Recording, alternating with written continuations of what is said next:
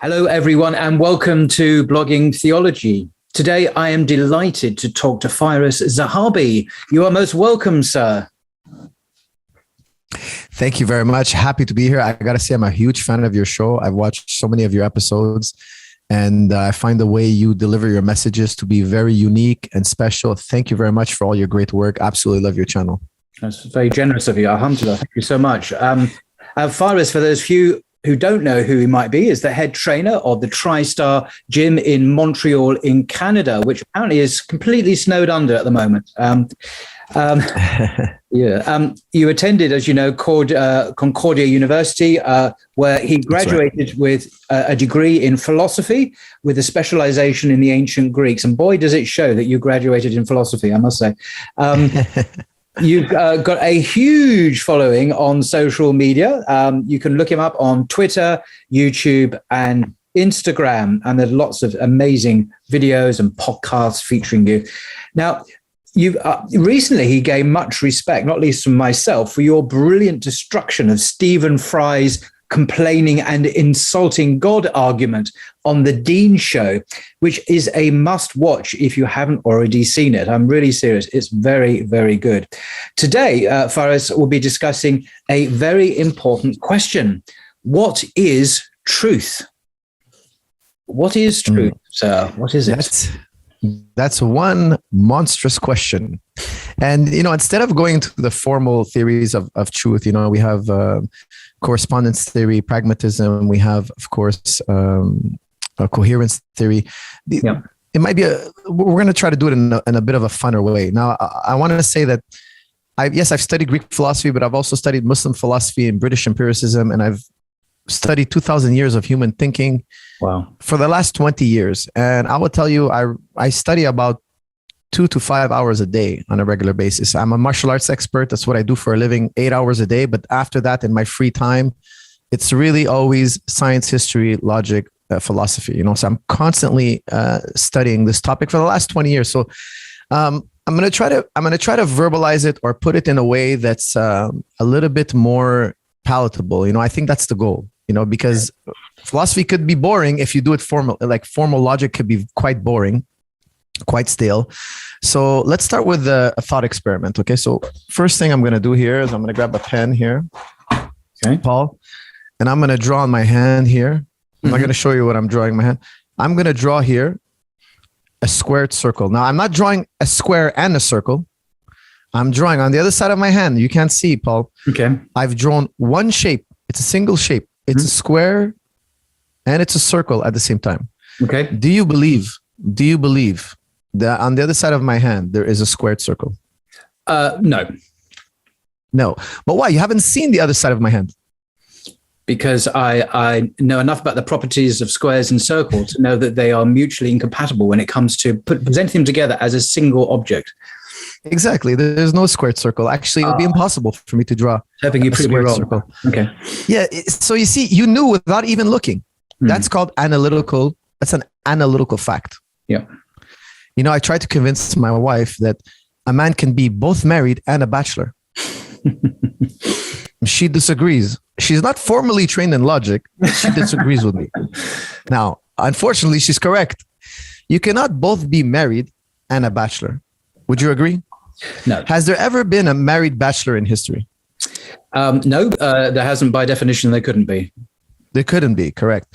So this is what we call analytical facts. Yep. It's a fact that a square and a circle cannot, there's no squared circle. Actually, if every human being dies and the universe implodes and the universe, there will still be no squared circles. Actually, before human beings ever existed, there were no squared circles. It's an eternal, transcendent truth. If you were in a coma and you were dreaming, there would still be no squared circles in your dreams. If you discover an alien civilization trillions of light years away, there are still no squared circles, and we're certain of it. These are analytical truths. And unfortunately, there are still no unmarried bachelors. There are no married bachelors. Okay. This is what we call the law of non-contradiction. Aristotle taught us, look, there's this thing called the law of non-contradiction. The proposition cannot both be true and false at the same time. It has to be one or the other. Yep. It can't be both a square and a circle. It's analytically true. Now, Paul, if I tell you, look, I'm drawing on this side of my hand a flamingo. Mm-hmm. Do you believe me? Yeah, in principle, it's certainly possible. Yes. It's certainly possible. It could be. It could not be. Okay, and no I didn't want to draw on my hand. Sorry for lying to you, Paul. I apologize for deceiving you. That's a contingent fact. That's an inductive fact. That's an inductive belief. So we have math and biology. Let's put it in two simple categories. Math was true before me and you were born, and it's going to be true after me and you are born. Flamingos may or may not exist after me and you expire. Humanity may expire and flamingos go on, and they may not. It's contingent. We don't know. We have to go out into the world and see. You asked me, look, I don't know. It could be yes, it could be no. You'd have to flip your hand around and go and see it. That's what we call contingent. It's a contingent truth. Okay. Now, analytical truths, we use deductive reasoning. So think math. Yep. And then you have inductive truths. Think biology. Is it the case that all frogs can swim? Well, it's not a squared circle question. It's not a married bachelor question. It could be that all frogs swim, and it could be that some frogs don't swim. Aristotle had to go out into the wild. He had to study every frog. And after seeing 1,000 frogs, and he said all these 1,000 frogs can swim, do you think it's time now to generalize that all frogs can swim? I'm not confident enough. 1,000 is not enough. Maybe 10,000. Maybe 100,000. Maybe I go and I meet another scientist from across the world, and he says all the frogs I've observed also all can swim. And I share notes with the scientific community, and we all come together and we say, look, does anybody ever see a frog that doesn't swim? And we all say, no, they all can swim. So inductive reasoning, again, biology, contingent things, they're always predicated on a generalization. We go from specific to generalization. Now we're going to say, look, me and my scientific friends, we're starting to be really confident that all frogs can swim. All right, we're going to write it down in this book. We're going to write down here, all frogs can swim. We're going to print it in the textbook. We're going to send it out to the universities. Everybody now is going to read that all frogs can swim. It's an inductive fact. It's not a mathematical fact. It's not a priori fact, like a squared circle. Like we talked about, the square has to have 4 sides. If it has 3 sides, it cannot be a square. Okay, so it's not analytical. It's inductive. It's contingent. Now, it could happen in the future that there's a species of frogs that don't swim. You know, I once went to a pet shop to buy a turtle for my kids, and there was a species of turtle that they had that doesn't swim, and I was shocked. I thought that all turtles can swim. No, they told me this one, you cannot put him in a body of water, because I wanted to buy him an aquarium. They're like, no, he'll drown. I'm like, well, a turtle will drown. There could be, it's not illogical that in the future, there's a species of frogs that doesn't swim. Now it becomes problematic, because are we still going to name that a frog? Are we still going to label that animal as a frog? Or has it become that it's a prerequisite for it to be a frog? It has to know how, it has to now be able to swim. So for instance, we can call it a toad or some other name. We can come up with a new name for it, because we can say, look, it's like a frog, but not quite, because it doesn't swim. Who draws the line here? These are inductive truths that are often defined by the most influential thinkers in our society. Now, the fatal flaw of inductive, it's called the inductive problem in philosophy, is that when we're doing inductive logic, we're always generalizing. We're looking at a specific number we're taking a certain number of frogs, and then we're generalizing that idea to all frogs. Okay, so we never have the totality of evidence. To be certain that all frogs can swim, I would have to observe every frog that ever existed and ever will exist. Now, there are other problems to the problem of induction, but we'll leave it there. That's quite a bit already. However, it's mathematical truths. If all men are mortal, see, we started with a general proposition. All men are mortal, not some, all. And Socrates is a man, therefore Socrates is mortal. If it's true that all men are mortal, and if it's true that Socrates is a man, there could be no other possibility. If you brought in 1,000 logicians, they would all write the same conclusion. If it is true that all men are mortal, and it is true that Socrates is a man, then it could be no other way. He must be mortal. This is math versus biology. Okay, now all these truths are spoken about in the Quran. We'll circle to that later. Oh, good. One truth is more certain than the other. Mathematical truths are more certain than inductive truth, contingent truths. Now let's go one rung below. One rung below is historical truths. Now I hear a lot of debates online. I listen to quite a lot of debates, and it's amazing to me that people still don't understand. And very intelligent interlocutors are discussing historical truths. Historical truths mean nothing. What happened to JFK? Do you know what happened to JFK? How was he killed specifically? Nobody knows what happened to JFK exactly. And we had video cameras, thousands of witnesses. Mm. You know, on the grassy knoll, there was a man holding an umbrella. And one of the theories was that the man with the umbrella had using the umbrella, hiding a gun in the umbrella, shot JFK. Now that man later came out and said, no, I'm the man with the umbrella. And he says, I was protesting. I was protesting against JFK, and I decided to open an umbrella on a sunny day. Very strange thing. A man opening an umbrella on the grassy knoll on a sunny day. Now, some people still today believe that, no, that guy's lying. He came out just to basically hide in plain sight. Some people think there were 3 shots fired. Some people think there were 2 shots fired. Some people think it's impossible. I'm forgetting his name now. Forgive me. I just finished practice. I'm blown. But the man that was Lee Harvey Oswald. Lee Harvey Oswald. Yeah. You know, he was killed immediately soon after. He was assassinated soon after. Some people believe that it wasn't even him. There's so many possibilities. 9/11 is a highly documented event. The firemen that were on site said, now I don't believe this, okay? So please, no conspiracy theories. I don't believe. They said they heard bombs when the building was coming down. They heard bombs, bang, bang, bang, bang. They heard explosions. Now I think it could be, and I don't want to delve into conspiracy theories here. I don't know what happened on 9/11. It could be that there were bombs, and it could be that it was just one floor hitting into another. Yeah. Now they say no, it was falling at free fall speeds. There are many arguments. Yeah. We still don't know. It's a historical fact. 9/11 is a historical fact, not a scientific fact. It's a historical fact. 9/11, there was Building 7 collapsed. People till today argue over what happened to Building 7. Now, to make it a scientific fact, we would have to repeat the process all over again. Now, as a morbid idea as it is. Now, of course, we wouldn't use human beings. I'm talking about colliding a jet robotically, of course, into an empty building and seeing, will the building fall? How would you explain what people think they heard? Mm-mm. You cannot repeat ancient history. There are too many unknown variables. Ancient history is full of biases and mysteries. When the Quran tells you, all those who say they know what happened to Christ are in full of doubt. Allah is telling you that historical facts, historians say, oh, it's a fact that Jesus was crucified. Yeah, historical fact, which is the weakest type of fact. How many historical facts are untrue? Many over time will be overturned. New evidence. Tomorrow we can have new evidence that overturns what happened in JFK. For instance, I'll give you a great for instance. Bonaparte.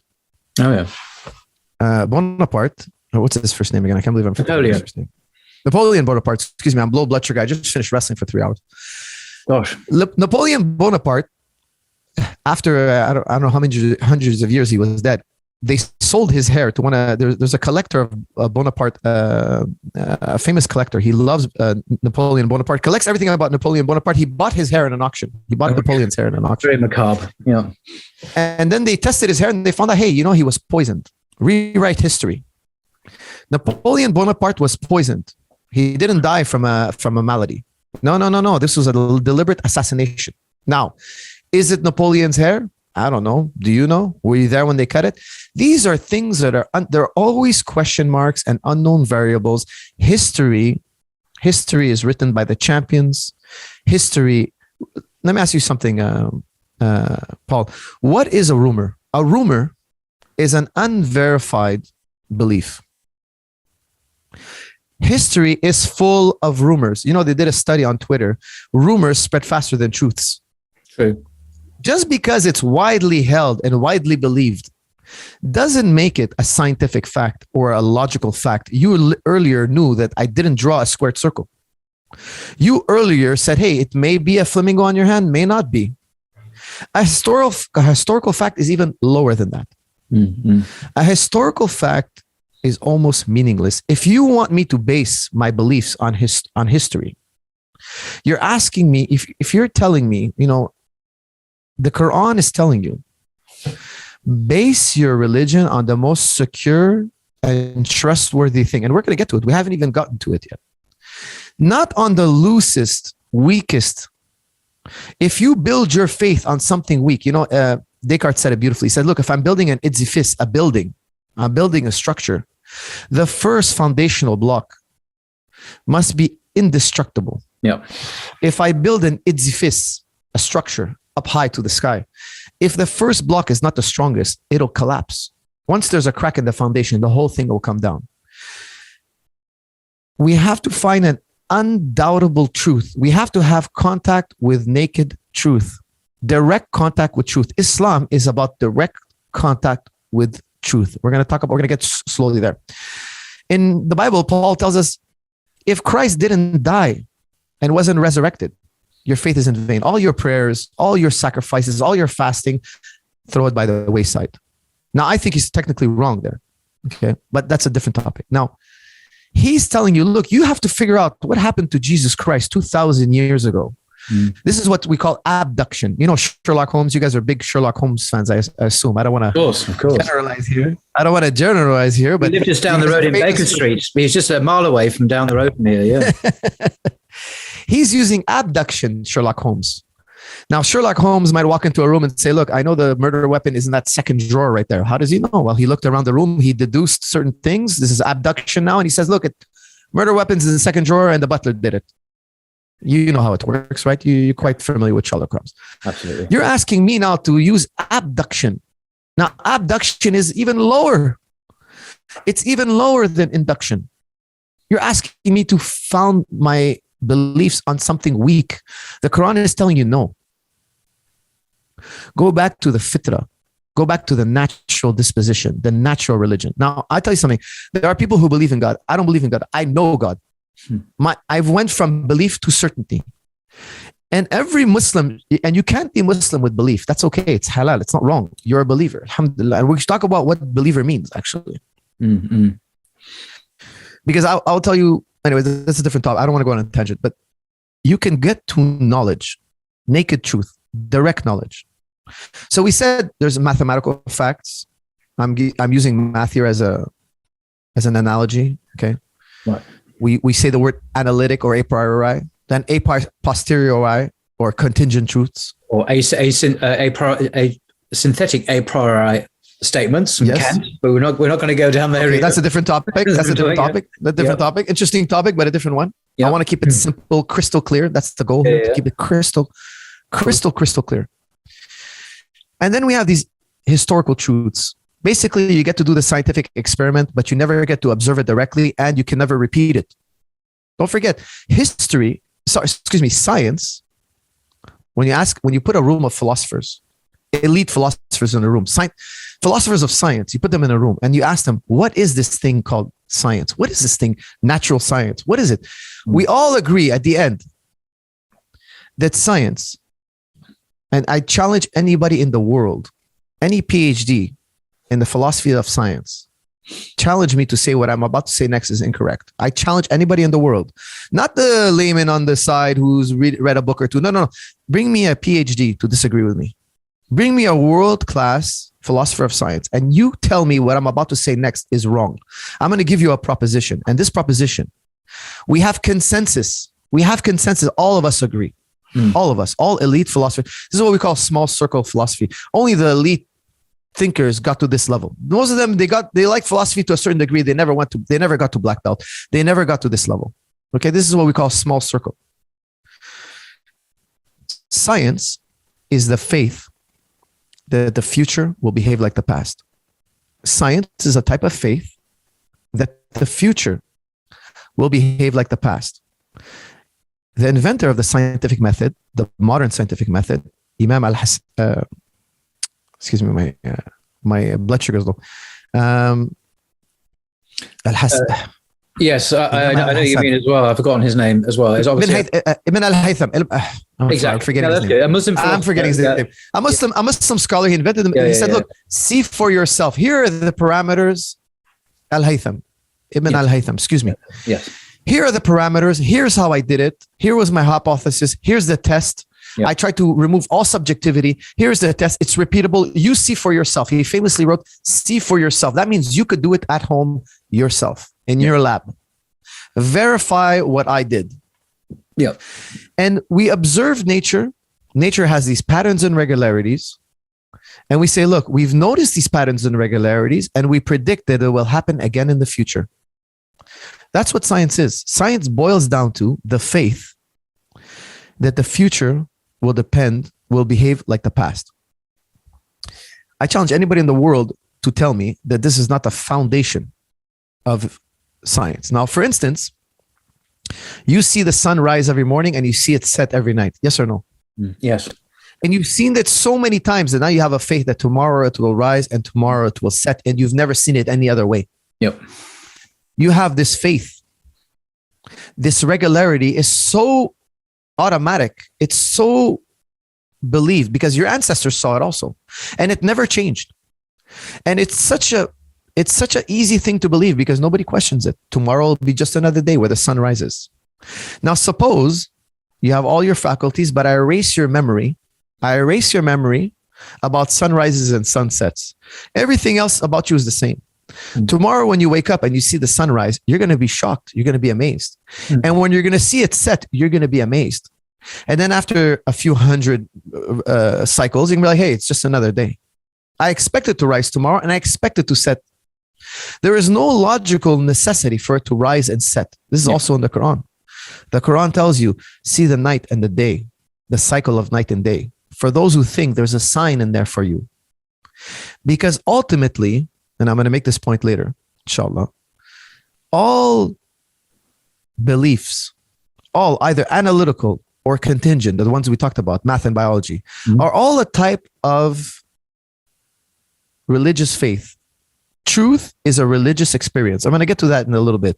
Naked truth is a type of religious experience, like it or not. That's why I always tell people there's no such thing as an atheist. I don't believe in atheists. All atheists have a God. All of them. If you sit me in a room with an atheist and let me cross-examine him, I will find you what God he believes in. So for instance, I asked them, like, what's the process of these cycles? They're going to say nature. Now, when I say nature, I'm asking you, is nature a thing out there? No, nature, look, if I ask you what is nature, you're going to say, look at that rose over there. That's nature. Okay, well, if I destroy all roses in the world, is nature destroyed? You're going to say, no, nature is also that river. It's also the water cycle. It's also the stars in the sky. It's also what's in the earth. It's also how the volcanic cycles. The word nature is just a way for us. It's what we call in philosophy. It's a universal. It's a way for us to address the collective of things. It's made of particular things. I look at a plant. I look at the clouds in the sky. All these things. When I want to refer to this collective, I say the word nature. Now, nature is not a force out there. That's why we mistakenly take the word nature as something being a force. It is not a force. Nature is something we refer to is a category. It's a universal. Philosophers, we say, nominalist philosophers, Muslims, we are nominalists. Know it or not, we are nominalists. Nature is not a thing out there. Nature is a category in here. Yeah. It's a projection of the mind. It's a way we address the world. So when I ask you what creates the water cycle, you're going to point to another God. You're going to say, oh, there's evaporation, there's gravity, etc. Gravity, again, is another force that's never observed in nature. What you observed was a pattern. That pattern, you inferred a force. So for instance, I'll give you a great for instance. Okay, so if I kick a soccer ball, the soccer ball was still, and I came to it and I kicked it. And Isaac Newton said, an object will stay at rest until a force is acted upon it. We all know this 3 laws of motion.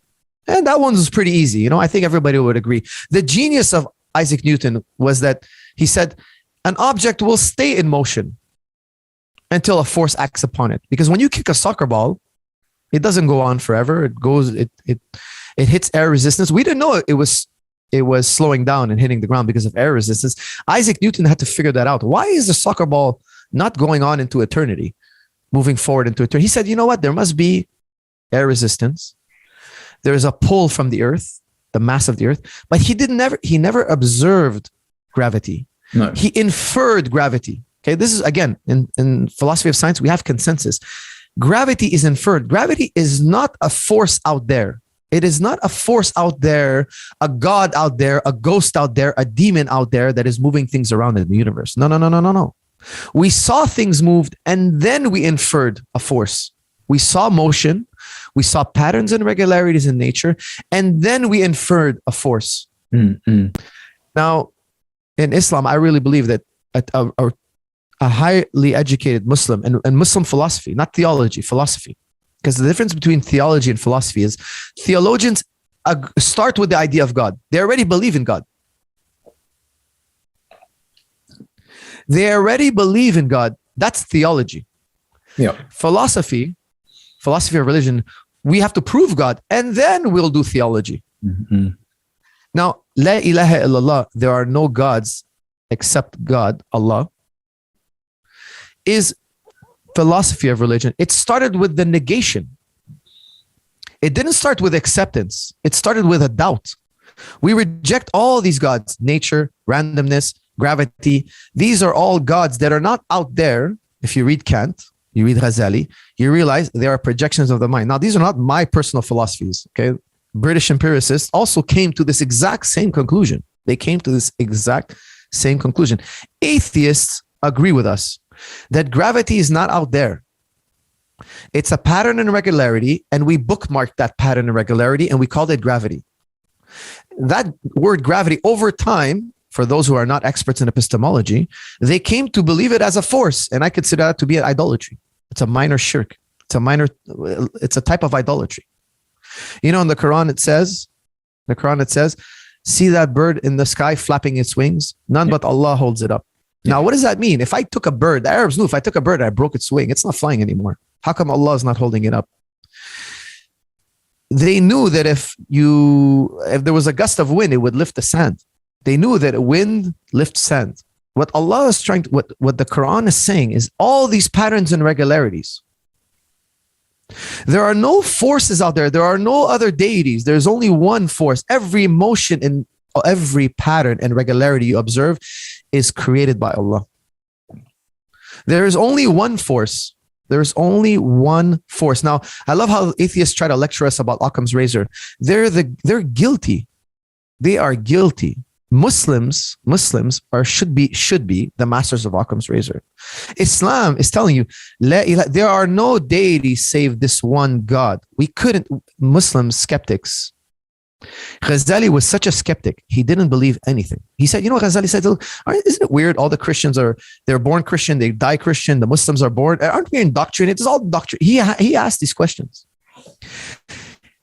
There's a point of doubt. If you're an expert in doubt, you doubt so much. You doubt existence. You doubt the I. You doubt the self. What is the self? David Hume said, "Look, there is no I. There is no self."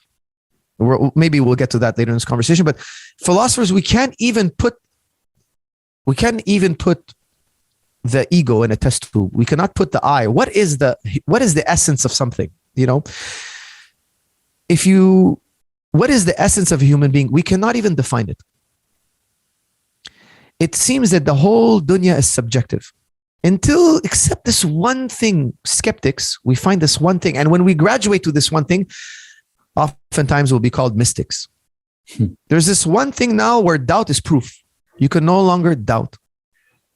Doubt actually becomes a type of proof. You've come now to this point of awareness. This point of awareness, this death of all paradigms, is simply expressed as La ilaha illallah. And you have direct experience with this. This is what the Quran is telling you. The Quran is a reminder of your natural born religion. Yeah. Now, I want to remind you of a time before you were born where you didn't know your name. You had no idea of your ego. They say the ego is developed about 1 year of age. And you didn't know the dunya. You didn't taste anything sweet or warm or cold. You had no experiences with the dunya. You only had this awareness. This is very early in your development. You were born with this fitrah. You were incubated in this fitrah. And the Quran is telling you, go back. You know, in the Bible, there's many things that are argued. Did Jesus say, did not say? I think one is very possible that he said, look, be born again. What does it mean, be born again? Go back to the fitrah. Go back to your natural religion. And this is the next point we're going to talk about, inshallah. Intuition. We're going to graduate from historical truth to inductive truths to mathematical truths, a priori truths. And we're going to touch finally intuition, the mother of all truths. And actually, intuition, it sustains all the other truths. All the other truths depend on intuition. So we're going to talk now about the tabula rasa. Okay. John Locke said, look, you, Paul, are a blank slate. You're this virgin sheet of paper. Anything in your mind is this virgin sheet of paper. If you tasted honey, now you know about honey. Let's write down honey. Paul now knows about sweetness, honey, liquids. Then Paul ate an apple. Okay, now he knows the color red. He knows the crunch of an apple. He knows the sound an apple makes when you crunch into it. Okay, Paul now today he rode a bike. Okay, he knows about pedaling. He knows about turning left and right. All this information now is being written on the tabula rasa. This is your mind. Okay. And now we're going to talk about your tabula rasa. Once anything on the tabula rasa had to go through your senses, John Locke says. So if you were blind your whole life, you would never have anything about the color red on your tabula rasa. Your tabula rasa has no experience with the color red. If you were a supremely intelligent being and you were blind, no matter how much I tell you about the color red, you can never imagine it. To you, this is an alien subject. It is unknown and you could not imagine it. Yeah. Now, you, Paul, you've seen the color red. You've seen a man. You've seen men. You've seen human beings. You've seen reindeer. You've seen reindeer, yes or no? On television, yes. On I know what they television? look like. Yeah. Have you seen this? Have you ever seen a sled? Yes, Have you ever seen a bird fly in the sky? absolutely. Okay, these are all things you experienced. They're all in your tabula rasa. They were in the senses: sight, smell, taste, touch, hearing. And now they're all on your tabula rasa. Now, once they're in the mind, Paul, you can jumble them up as much as you want. Now you can invent Santa Claus. You saw a man, you saw a bird fly, you saw a sled, you saw a reindeer. Now you can jumble up Santa Claus. Does Santa Claus exist? Could be, could not be. Things that are jumbled up in the mind may or may not exist. However, the simple experiences have to exist. The color red has to exist. Man has to exist. Reindeer have to exist. Flight has to exist. If you were blind, Paul, you would never know the color red, no matter how logical you are. You need it to have it. You need to have it in the senses. Yep. In the Quran, it says Abraham, he saw the stars. And he said, this is my God. And then the stars set, and he says, no, my God doesn't set. Then he saw the moon. The light was even greater. And he said, this is my God. Now, again, I believe he was doing this in jest. Maybe it's because I'm too uncomfortable with thinking that Abraham alayhi salam was ever a worshiper of stars or moons. I think he was doing it in jest because the pagans worship stars, moons. Yeah, etc. exactly. That's a separate topic. Okay, I think he was doing it in jest. Okay, so but it's in the Quran. Yeah. He says, I see the moon, I worship the moon. The moon's light is even greater. I worship the moon. Then the moon sets and says, no. Then he sees the sun, and the sun's light is even greater. He says, I worship the sun. And then the sun set, and he says, no. He realized that he was jumbling up. He had this idea of God, this fitrah, this innate belief of God. And then he saw these wondrous things in the world, and he joined them together with God. Just like the Greeks say, Zeus is the god of lightning. They took the belief of Allah and they jumbled it with the idea of lightning, because lightning comes from above and it's so powerful and scary and marvelous. They connected ideas together. That's why when I speak to an atheist, I tell them, you already believe in Allah. You already believe in God. I'll prove it to you now. I want you to imagine in your mind the R7-1. I want you to look at it in your mind. Not the letter R, not the number 7, the object I'm referring to. I want you to flip it upside down. I want you to turn it around. I want you to picture a yellow version of it now. Now picture a blue version of it. Everybody's wondering, what's this R7-1? I have no experience of R. I never went out in the world. What's he referring to? Because I made it up. There's no such thing as R7-1. I'm not this sound I made, R7. I'm not labeling it to anything in the dunya. Nothing. I made it up. That's how a blind man feels when you talk to him about the color red. He's like, what is this guy talking about? I've never seen an R7-1. I want you to see what a blind man experiences. He doesn't know when you say red, he doesn't understand what you're saying. Okay. Now, Ibn Tufal actually gives a beautiful allegory about this, but this is maybe a story for another day. When I talk to you about Allah, you know exactly what I'm talking about. You say, I reject this idea. You want to reject an idea, but you confirmed it by telling me you don't believe in it. You didn't say, what are you talking? What's Allah? What's God? What is this thing, God? No, this is not your reaction. No. You told me, no, you know what? I don't like this idea. I haven't seen it. I want to put it in a test tube before I believe in it. Yeah, when you say that. Now, here's what Ghazali would tell John Locke.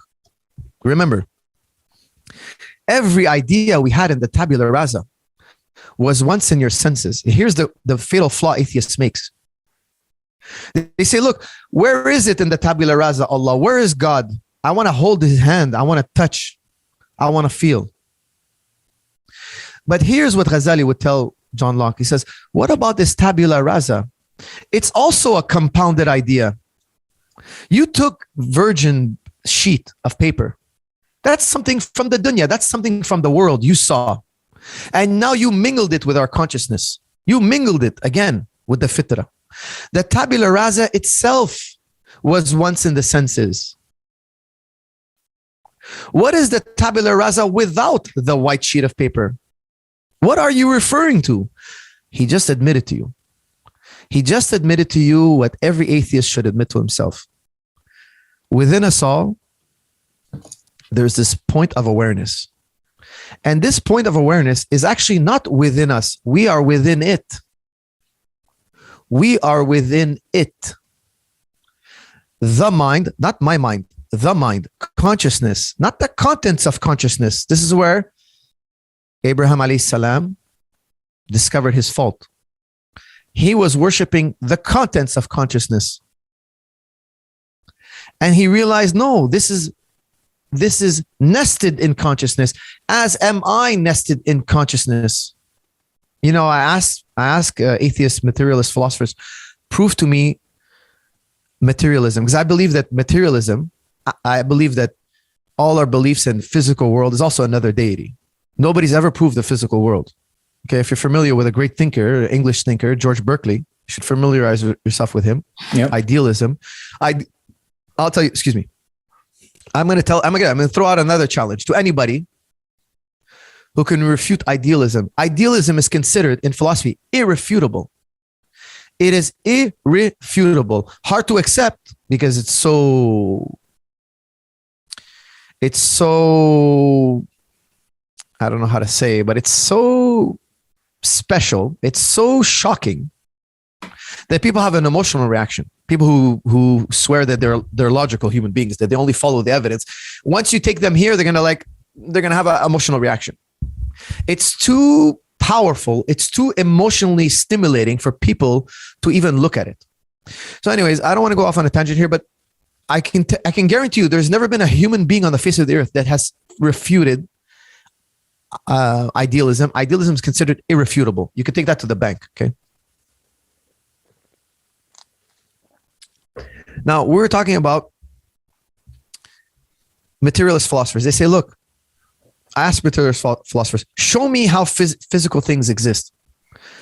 How is the mind dependent on the brain? Because they say the brain, if you tinker with it, it changes the mind. I say no. I say the brain is dependent on the mind. They say no. The mind is dependent on the brain. We have this feud. So I tell them, okay, prove to me that the mind is dependent on the brain. They say, well, look, the brain is physical, and if I tinker with it, it changes the mind. Now I say, prove to me that the brain is physical. There is no way to prove that the brain is physical. Let me give you a glaring example of this.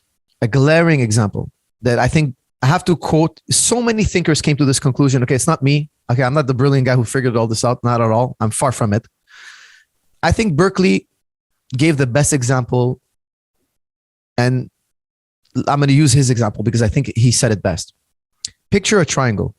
Okay. Berkeley asks us, picture a triangle. Now remember, triangle is mathematics. It's Euclidean geometry. It's been 2,000 years and nobody's ever found a flaw in Euclidean geometry. A triangle has to have three sides, three corners. The inside of the angles have to add up to 180 degrees. We know exactly what a triangle is. It's purely objective. Correct? Now I want you to think of a triangle, but without any subjectivity, no color. Can you do it? No. It's impossible. It's always a green triangle, a blue triangle, a black triangle, a white triangle. You can't get away from subjectivity. Now remove what's subjective about it. What are you left with? Ideas in the mind. There's nothing left. So you're calling something that's objective a color. Sorry, you're calling something that's subjective a color. The triangle is made of a color, right? The green is subjective. And then you're superimposing your objective ideas on that subjective things. So even objectivity is reliant on subjectivity. Now let's define objectivity and subjectivity to our I know I'm sure you're aware of the differences, but Descartes said it best. So I'm going to quote him. Think of an orange. If I were to weigh an orange, you and me would come to the same conclusion. If we measured its circumference, me and you would come to the same conclusion. Yes or no? Yes. Now, if I asked you, is an orange tasty? You would say what? Maybe yes, maybe no. That's subjective. It depends on you. It could have been otherwise. It could be an answer yes, it could be an answer no. Remember, we talked about math and then biology, and one is necessary and one is contingent. One may or may not be. All your necessary truths are actually dependent on these subjective elements. So every time we find something with a doubt, we remove it. Skeptics, we become mystics. When we've gone so far that we've gotten to a place where there's no more removing. You can't now. There's just this awareness. That's why I always tell people, Allah is not something you see with your eye. Allah is what gives you seeing. In science, they call it the hard problem of consciousness. They wash their hands of it. They say, once we get here, we stop. This is the hard problem. We have no idea. We give up. They call it the hard problem of consciousness. The easy problem, the wirings in your brain. The electrons, the blood flow, the gray matter, one brain state transforming into another. That's the easy part. The flesh. The Quran talks about them. They say they only know the appearance of things. They never think about themselves. They never think about themselves. Now, my my philosophy is popular for making things simple. Okay, so I'm going to try to make things extra simple. We're going to talk about intuition now. Right. If you don't mind. Please. We're going to, instead of giving a boring lecture, I'm going to give you a thought experiment, inshallah. I think that thought experiments are much better than logical arguments. Suppose we're going to build a Paul 2.0. We're going to build a robot. Okay. Humor me for a second. Instead of bones, he's going to have steel as a skeleton. Instead of skin, he's going to have sheet metal. Instead of a heart, he's going to have a pump. Instead of blood, he's going to have an oil that goes through his system. Instead of a brain, he's going to have a computer. Instead of an eye, he's going to have a camera. Instead of an ear, he's going to have a recorder, etc., etc., etc. Much better.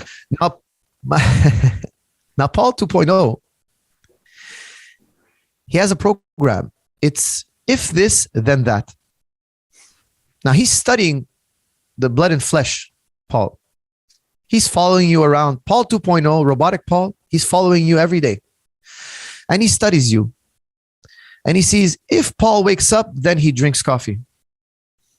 99 times out of 100. So when I wake up, 99 times out of 100, I run the algorithm. If 8 a.m., then coffee. If between 8 a.m. and 10 a.m., coffee. He figures out an algorithm. If this, then that. If this, then that. If it rains, Paul gets an umbrella. So Paul 2.0, if this, then that. He puts on his umbrella. He's following you every day and he's copying you every day and he's getting more and more like you every day till the point where we can't differentiate between you and him. He's so sophisticated, Paul. Paul 2.0 is so sophisticated. His algorithm for if this, then that is so sophisticated. It even makes exceptions for when you're in a bad mood. If Paul is like this, then that. He figured you out so well. He's copying you so well. Now, Paul 2.0 he's so interested in knowing everything about you. He's following you. He's copying you. He's doing everything exactly like you. Is Paul 2.0 human? No. Why? But he's exactly like you in every way. He's still not human. He's only if this, then that. Now, here's another question I want to ask you. Does Paul 2.0 have any subjective experience? Does he know the taste of an orange? He followed you around. He said, if, he knows more about you than you know about yourself. Did you know, Paul, that if it's a rainy day in February and it's between this and that temperature, you go to the fridge and you eat an orange? You don't even know that about yourself. But Paul 2.0 says, you know what? The statistical probability that Paul's going to go to get an orange right now, he knows everything about you. And if this, then that. And he goes and he gets that orange and he eats it. And you're eating an orange in your apartment and he's eating an orange in his apartment. And he just knows that, hey, this is what happened in the past and I predict it's going to happen again in the future. He's using the scientific method to understand everything about you. Yet you, when you eat an orange, you say, delicious. So he repeats, when Paul eats an orange, if this, then that. He says, delicious. Now, he has no understanding of what delicious. He has no subjective experience of delicious. Yes or no?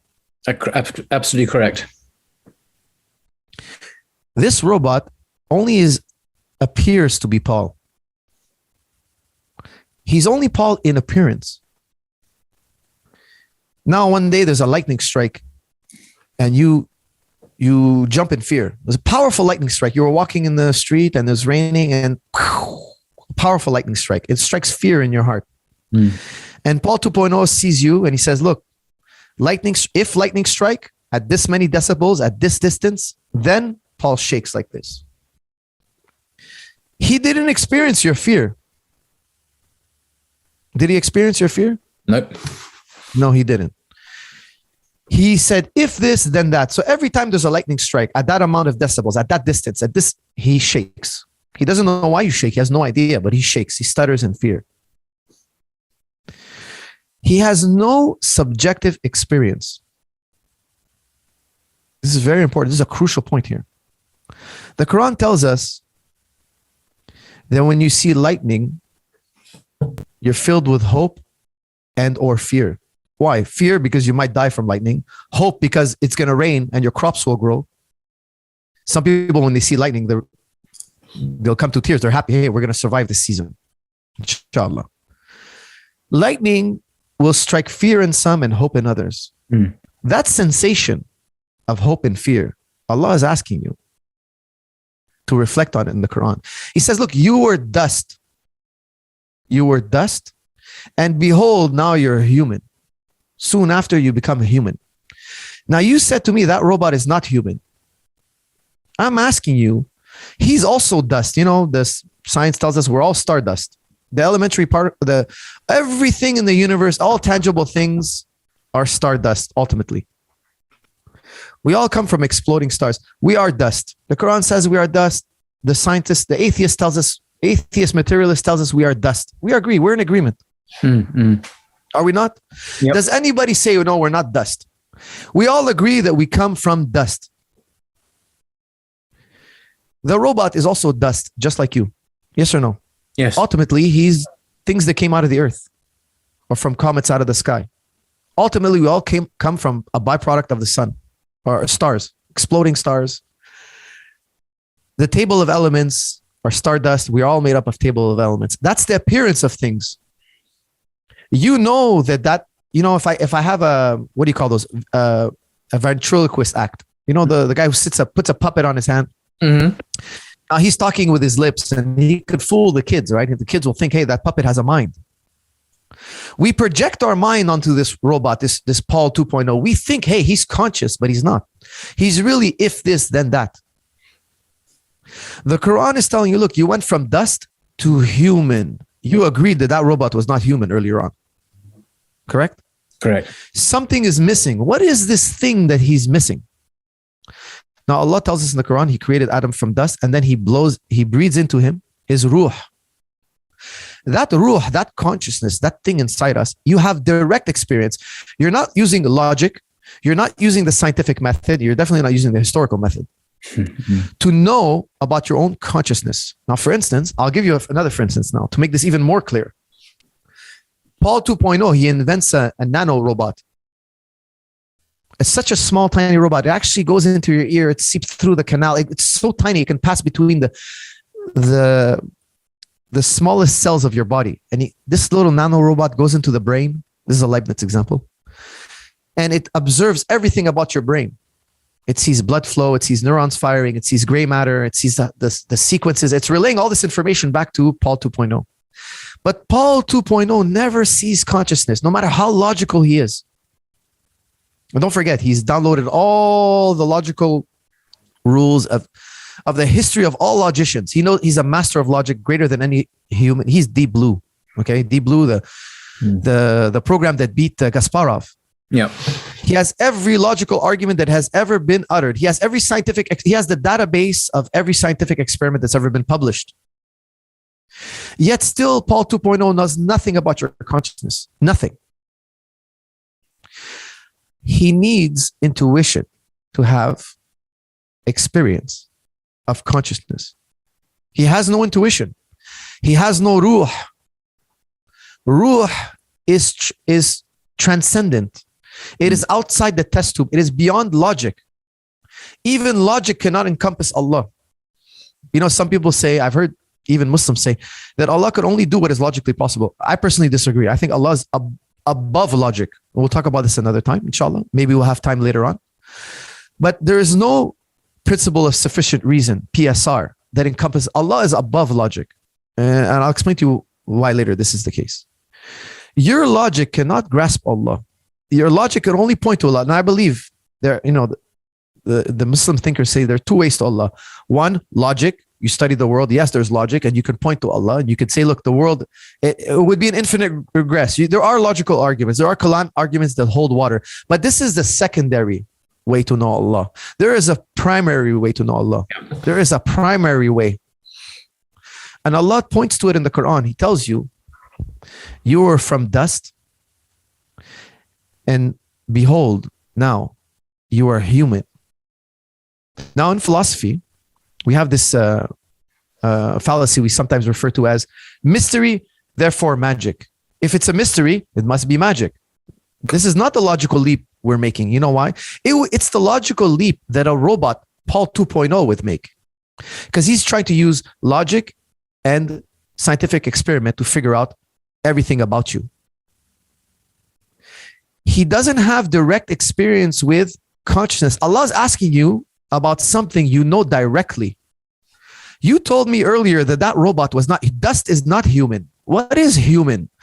So you know what? If I made a 1 million Paul 2.0s, there are a dime a dozen, and I crushed one and I cubed one and I destroyed it, you wouldn't have a funeral for him. Nothing special about him. There's another one. However, there are billions of human beings, 8 billion. If I killed one, you would be very upset with me. Why? I destroyed something that's irreplaceable. Not the body. There's something else. There's not the dust. What is that something else? I desecrated something so sacred that if I killed the organic Paul 2.0, it would be very different than if I killed the organic Paul than if I killed the Paul 2.0. Allah is telling you, you have this direct experience. It's not mystery, therefore magic. No. You have access to this naked truth, direct access. This light, Allah, He calls Himself the light in the Ayat al-Nur. Ghazali goes quite deep into this. Allah is the light.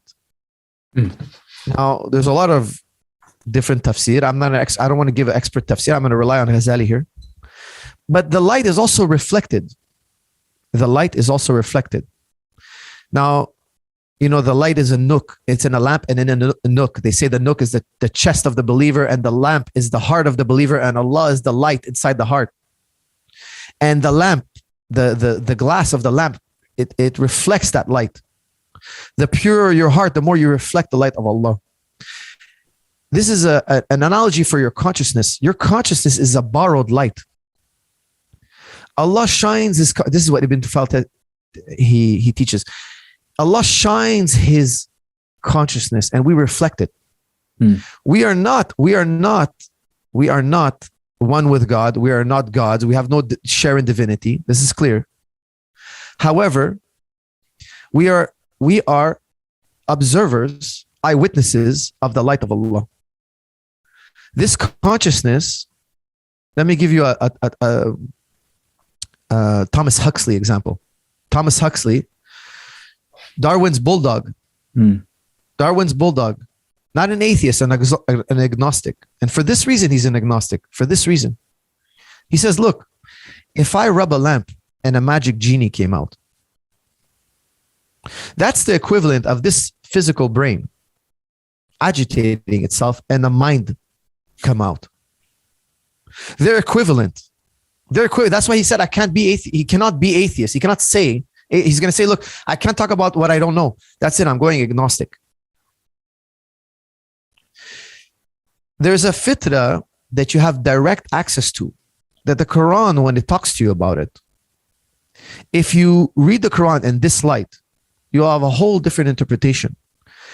Sujood, when a Muslim puts his head on the floor, and it's Abraham does it in the Bible, alayhi salam, Jesus alayhi salam does it in the Bible, and of course all the prophets did it. This is a physical expression of la ilaha illallah. When you prostrate, your head is lower than the heart. Ghazali tells us your head is now lower than the heart. Now, not the heart, not the lump of flesh. That innate sense, that thing that Robot 2.0, Paul 2.0 doesn't have, is a gift from Allah. It's a direct connection to Allah. You're saying, Allah, I didn't deduce you logically. I didn't scientifically grasp you. I didn't put you in a test tube and now I know about you. No. Even the most layman, even the man who never understood logic, he knew about Allah. It's a grace. You know about Allah via grace, via mercy. The greatest thing, the greatest gift you ever had was the fitrah. And this is why Allah is Al-Rahman Ar-Rahim. This is a mercy. You have the answer to your test already. You have it. That's why I tell people, I don't believe in atheists. You only take this fitrah and you project it somewhere else. You always mix it with somewhere else. If you let me cross-examine you long enough, I will show you believe in some type of faulty God. The Quran is telling you, look, you already have the answer. Don't partner the answer with anything out there. And the height of arrogance is to say, man is Allah. I'm going to associate myself with Allah. I'm going to say I'm one with Allah. This is the height of arrogance. Now you've made yourself the furthest from Allah. Because the Pharaoh, he said he was a god, the Pharaoh. This is the worst because you're at the polar opposite of where you should be. You didn't create this fitrah. You didn't grasp it with your logic. You didn't figure it out. You didn't solve a mystery. You're not the Sherlock Holmes who figured it out. No. It's an open secret every human being knows. The word kufar means, hey, you covered this belief. This is what originally means.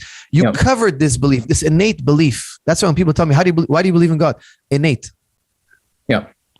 Everywhere the Quran says, everywhere you look, you'll see the face of Allah. When all have perished, there will remain the face of Allah. Ghazali, if you understand what this verse says, Ghazali, he calls you al-wasilin, those who have arrived. Those who have arrived. Who are those who have arrived? Well,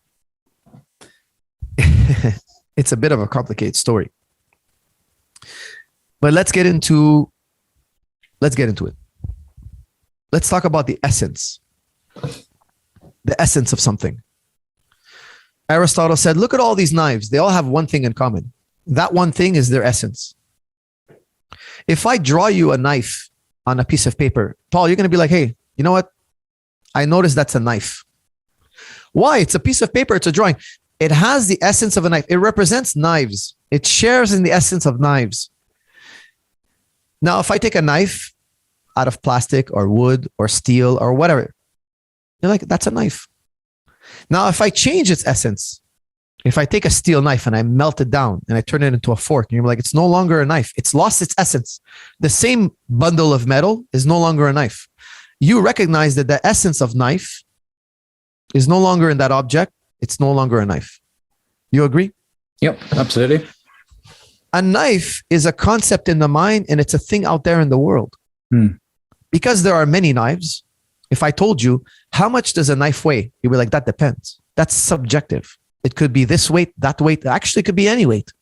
If I told you how long is a knife, well, it all depends. It's subjective again, because when I say knife, I'm referring to a concept. I'm referring to a type of ghost. There are objects out there that we label knives, but the essence of knife is really a concept that's dependent on our minds. Now, how about this? What if I told you I had a divine knife? There's only one knife like this in the world. There are no other knives. There will never be another knife. There will never be another knife, Paul. And this knife is never changing. It doesn't change. It doesn't go through stages. It is the way it is. It always was that way, and it will forever be that way. And there will never be another one. You see, your concept of knives, because there are many knives, you've made a collage in your mind. Knives represent this idea. There are many human beings. So you have an idea in your mind, archetype of what a human being is. That's the essence of human being. All human beings share in this archetype. Allah has no archetype. Allah is singular, always was, always will be. If there was a divine knife, Paul, now when I say divine knife, there are no other knives. There can never be another knife. If I told you how much does that knife weigh, whatever I say about that knife now, if it's true, it's objective. It's no longer subjective. We've reached now objectivity. We've reached something we could say this is true. We cannot deny it. It's certain. We would have arrived, as Ghazali says, because Ghazali was dying. He was looking for truth. That's unquestionable. No philosopher is going to come 1,000 years from now and question it and raise a doubt. No. He wants absolute truth. Allah is Al-Haq, and we're going to get there, inshallah. There is, for him, for the truth to be, it cannot be a concept. It cannot be an archetype. Archetypes vary. They are subjective. You, Paul, exist as flesh, as part flesh and part metaphor. I'll quote you an atheist, David Hume. He says, look, human beings, Paul's mind is just a chain. Think about it as a chain, one link after another. Your mind goes through stages. Your mind is not the same as when you were 5 years old.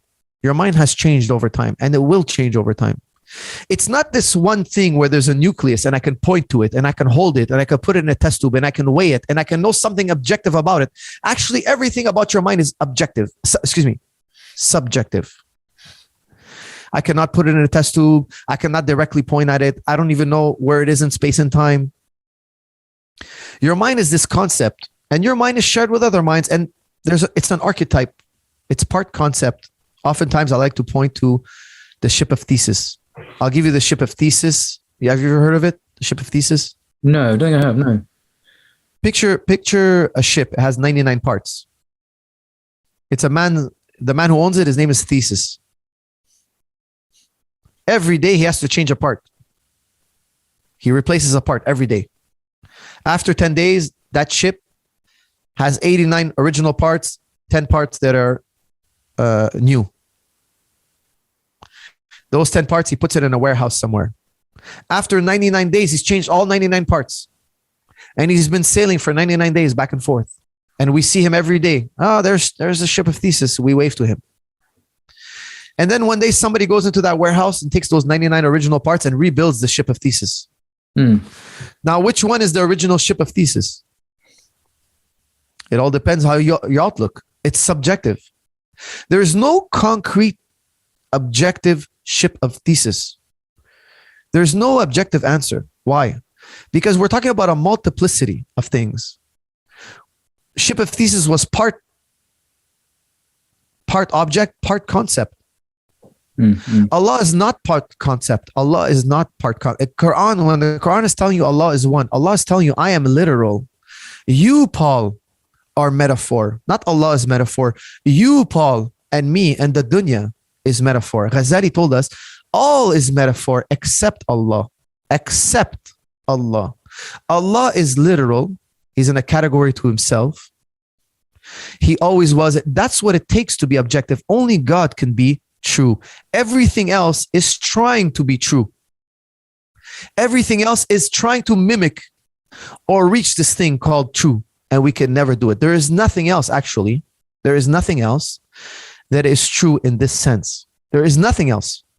La ilaha illallah is a direct truism. It's undeniable. It always will be true and forever unchanging. It is never, even Adam, when he was alone, he was not objectively true because Adam was in transition always. He was learning, he was growing, he was decaying, he was going through a process. He was finite in some sense. He was limited in some sense. He is part concept. We are part concept, the whole world. And when you come to this realization, Ghazali tells you, now you've arrived. Now you've understood. Now, Descartes, René Descartes, he wrote a book called The Meditations. And in my opinion, he studied Ghazali for certain. Interesting. Yeah. For certain. There's no doubt. Okay. I consider myself to be an expert in Descartes. Yeah, I noticed when I read Ghazali, hang on, this sounds remarkably like René Descartes, who's writing 5 centuries later, but yeah. Absolutely. So Descartes says, look,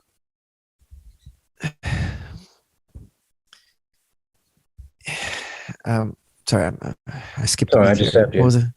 What were we just talking about? Sorry.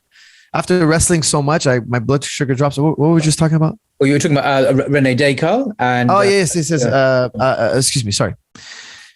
René Descartes said something. He said, "Look, I want to build this structure, and I want the first block." Don't forget, he was a brilliant mathematician. Mm-hmm. He was a brilliant scientist. He was a genius. There's no doubt. And I'm not using that term loosely. He was a genius. Absolutely. He, like Ghazali, asked, "How do I know I'm not dreaming?" Exactly.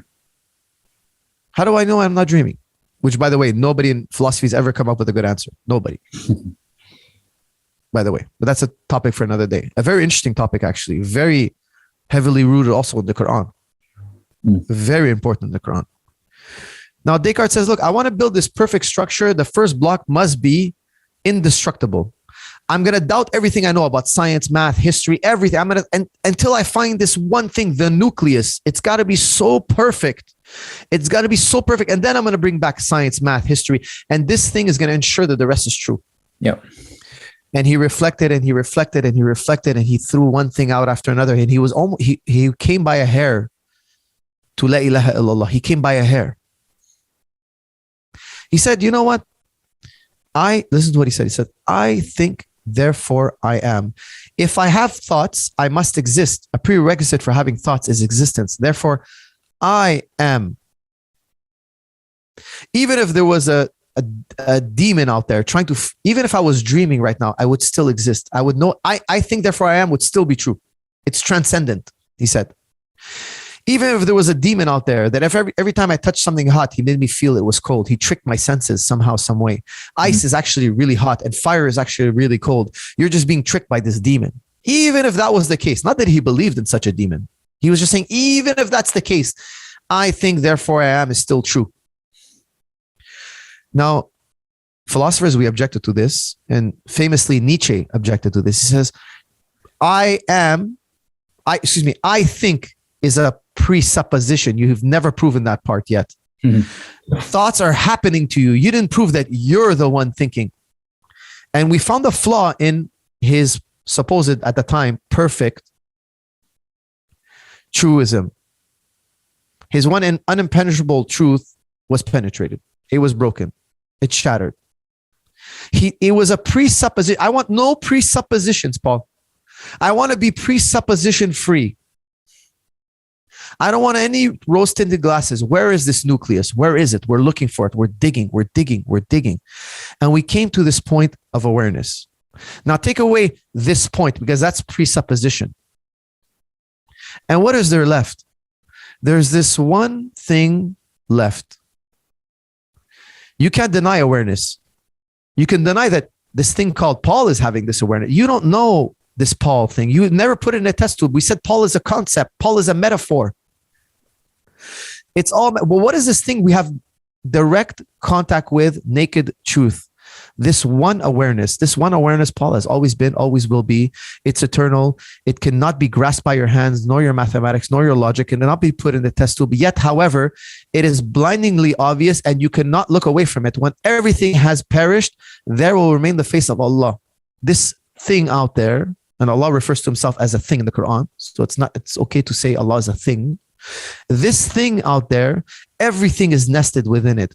Nothing encompasses it, and it encompasses everything. Now you understand, when you reread the Surah Ikhlas, you will understand that Allah is giving you his exact description. It's a natural religion. I verify the Quran by what's innate in me. When I read the Quran, I can verify, now that I have discovered this nucleus, the death of all paradigms, which is expressed as La ilaha illallah. Now I can go back into the world and I can bring back mathematical logic, scientific logic, historical logic. Now look, I tell you, you told me earlier when we first spoke that you didn't believe I drew a squared circle. You didn't believe it, Paul. But you know what? That had a lot to do with faith. It had a lot to do with, you didn't believe it, it's a gift from Allah. Let me tell you why. Aristotle said, guys, I have to teach you all this, the law of non-contradiction. This is what Aristotle said. It cannot both be the case that a proposition is both true and false at the same time.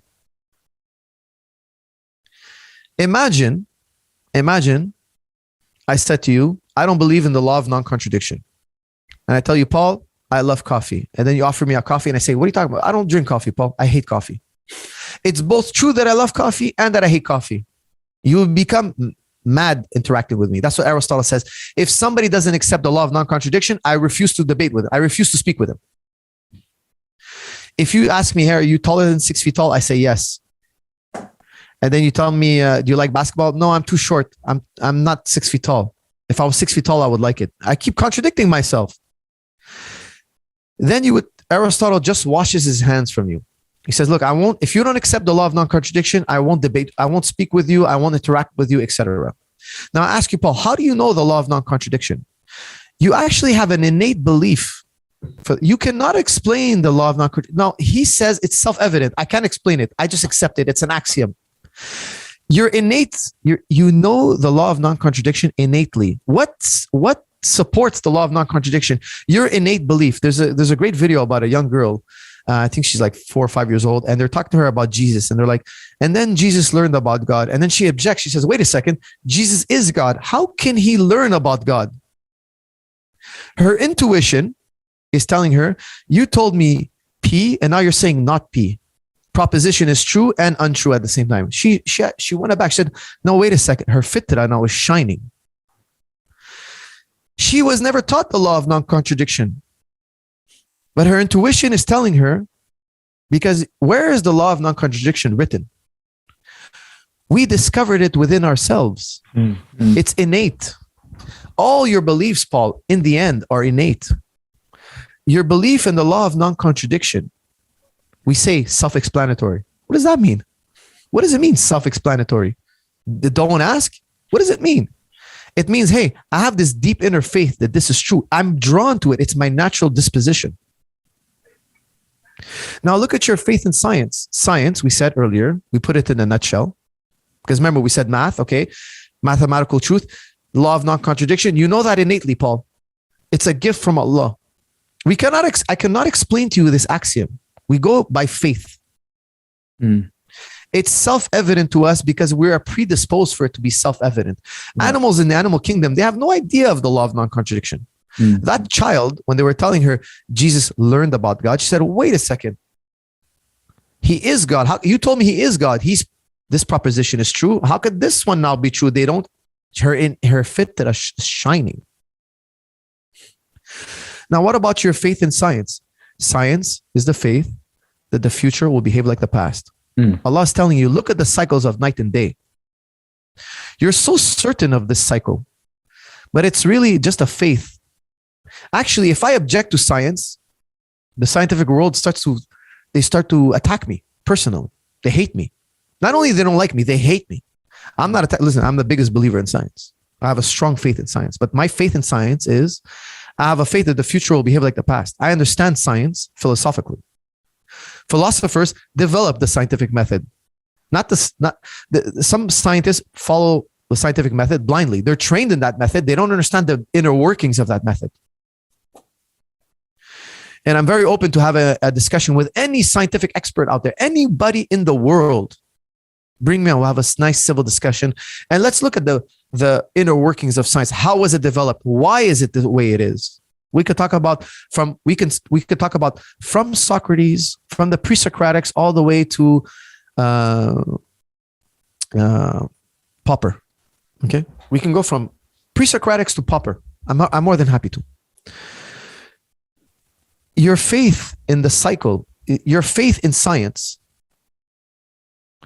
is you have this deep fitra. Your fitra is telling you the future is going to behave like the past. Allah is telling you, look, you came from death. Paul, if I tell you I woke up at 7 p.m., not 6:59 p.m. Excuse me. If I tell you I woke up at 7 a.m. And not 6:59 a.m., that means at 6:59 a.m. I was what? Asleep. I was asleep. I cannot wake up at 7 if I was already woke at 6:59, correct? Correct. If I tell you I grew taller, I used to be 5'7" and I grew to 5'10". If I tell you I grew, that means before I was shorter. If I tell you I got stronger, that means before I was weaker. If I tell you I now run faster, it's because I used to run slower. Correct? Correct. One thing is generated by the other.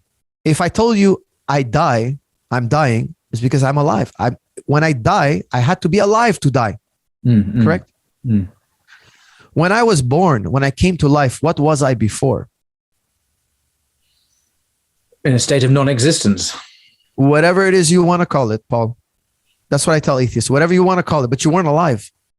You came from death. You came from non-existence. Allah is telling you in the Quran, like I brought you once from the dust, I'm going to send you back to the dust, and the cycle will repeat.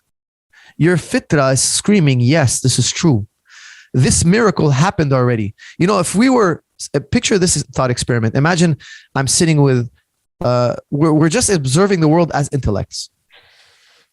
We're not in the world, we're just observing the dunya as intellects, and we're seeing the causal chain of things happen. And we predict that, some of us predict that life one day will come to be, and some say, no, there's just dead matter in the world. There's just chemistry and physics. There is no life. There is no genie in the bottle. And then one day, lo and behold, there's human beings, not robots, human beings, not sticks and stones, not physics and chemistry. This thing where you and me, we have this divine element within us, the fingerprint of God or the sign of God within us. Not that we share in divinity at all. I don't believe we are one with God. Some people say we're one with God. No, it's not one with God. Allah is one, and we observe him. We are passive observers of the truth. We are metaphors that are observing the literal truth. So in this paradigm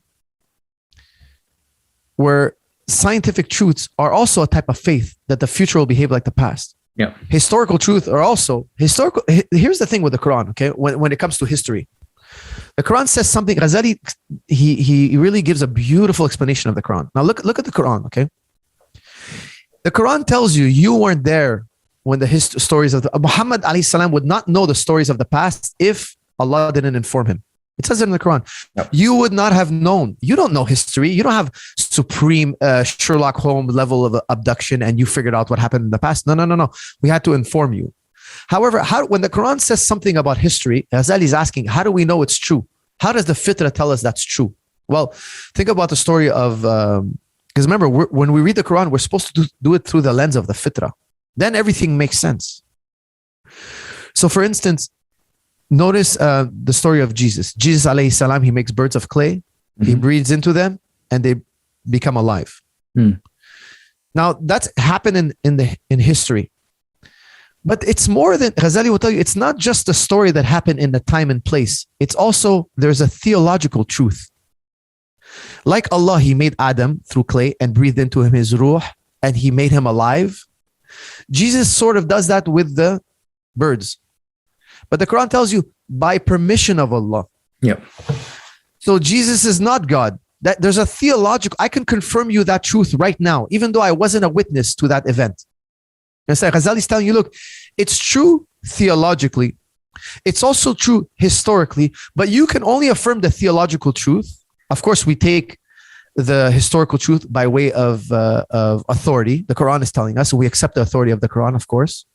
But also there's a theological truth that my fitrah can now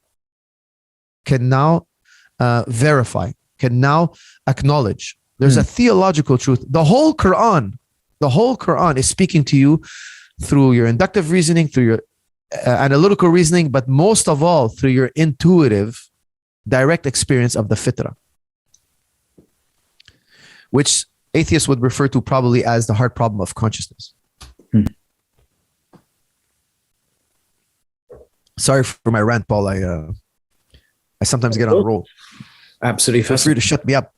No. Feel free to shut me up when I talk. No, not at all. I'm dreaming of shutting you up. Well, thank you for that. So the fitra is the key cognitive faculty. It's the way we perceive the world. It's a God-given faculty. It's through that we apprehend. Paul, can I ask you? Sorry, can we just pause for 1 second? I got to go check on my.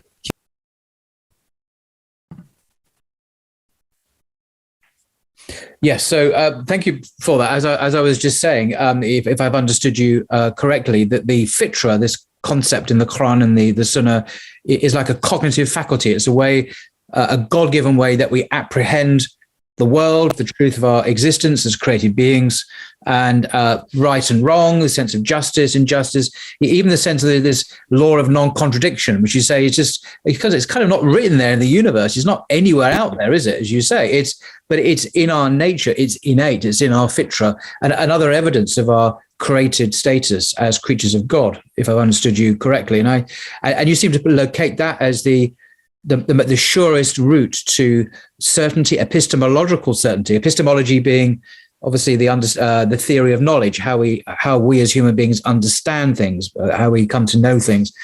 That's the surest route to knowledge of the truth about ourselves and life, God, in the universe. Is that broadly what you're saying? I would say broadly, yes. Yes, very good, accurate description. It's something you know directly.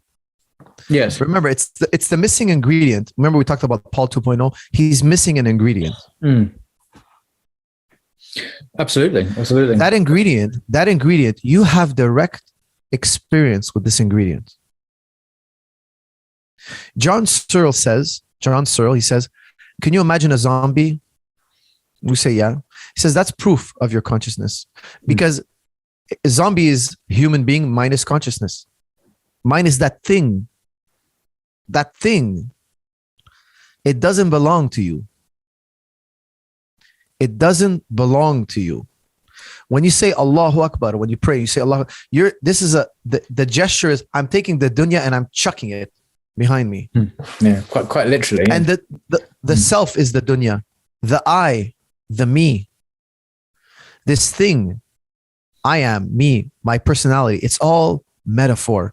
When I was in the womb, I was incubated in the fitrah. I didn't know my name. I didn't develop an ego yet. I hadn't known the dunya. All I knew was this awareness. And I was incubated. That's why the Prophet ﷺ tells us all children were born Muslim before the Quran. The Quran tells you, tell the Christians, tell the people of the book that Abraham was upon the truth before the scriptures. You were born with a natural religion. You don't need somebody to tell you about Allah. Now, of course, there's many things about our deen we were taught and informed. Absolutely, yes. But to verify your deen, to verify the truth, when you read the Quran, the Islam is a natural religion and a revealed religion. This is what the Quran is teaching us.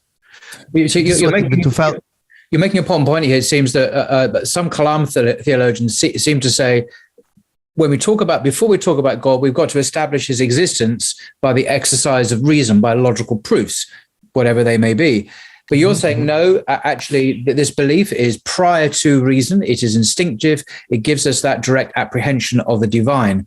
And so you're more in agreement, actually, Ibn Taymiyyah than Kalam theology in that sense, because Ibn Taymiyyah had a huge emphasis on the fitra in his writing. He hugely elaborated this, perhaps more than any other Muslim theologian. But in that sense, you're with him rather than the more formal. Well, we got to demonstrate God's existence rationally before we can speak about prophets, revelation, and so on.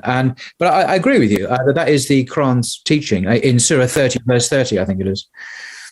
I believe that there are two ways to Allah: reason, rationale. And it's not haram. I don't believe it's haram to do this. And I want to make a point to make sure that Muslims should never say philosophy is haram. Never. It's a great misconception. You know, when Ghazali wrote the destruction of the philosophers or the tahaffut, it means the slip up. He didn't say philosophy is haram. He's talking about the blind followers of Aristotle. Yeah. To blindly follow somebody is haram. Yes. Not reason. Philosophy is just a word for formal logic. If you say philosophy is haram, say arithmetic is haram, say mathematics is haram, then go all the way, say geometry is haram. All logic, no. Read the Quran carefully. The Quran tells you use your logic, use your reason, contemplate, think deeply. Muslims don't think deeply enough. That's the true issue. They don't read the Quran and they don't contemplate it enough. They read the Quran and they just verbalize it. No. It's okay to have a spiritual experience.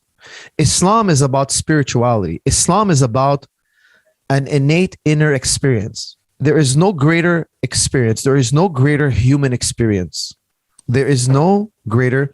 If you came in the world and you did everything but have this one experience, you've wasted your time. Sorry, 1 second. My daughter. Ta habibi, ta. Come say hello. Come No.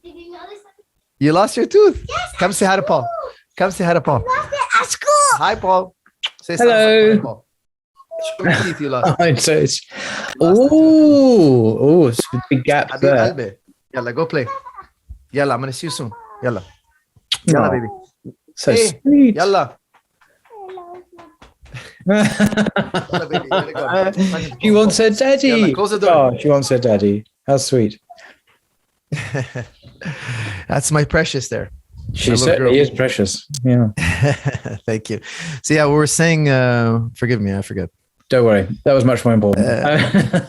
No, you were talking about having experience. If that was the only experience we had in life. Yes. This is the most important thing. It's an open secret. You know, Al-Jalani, he says it's a secret of secrets.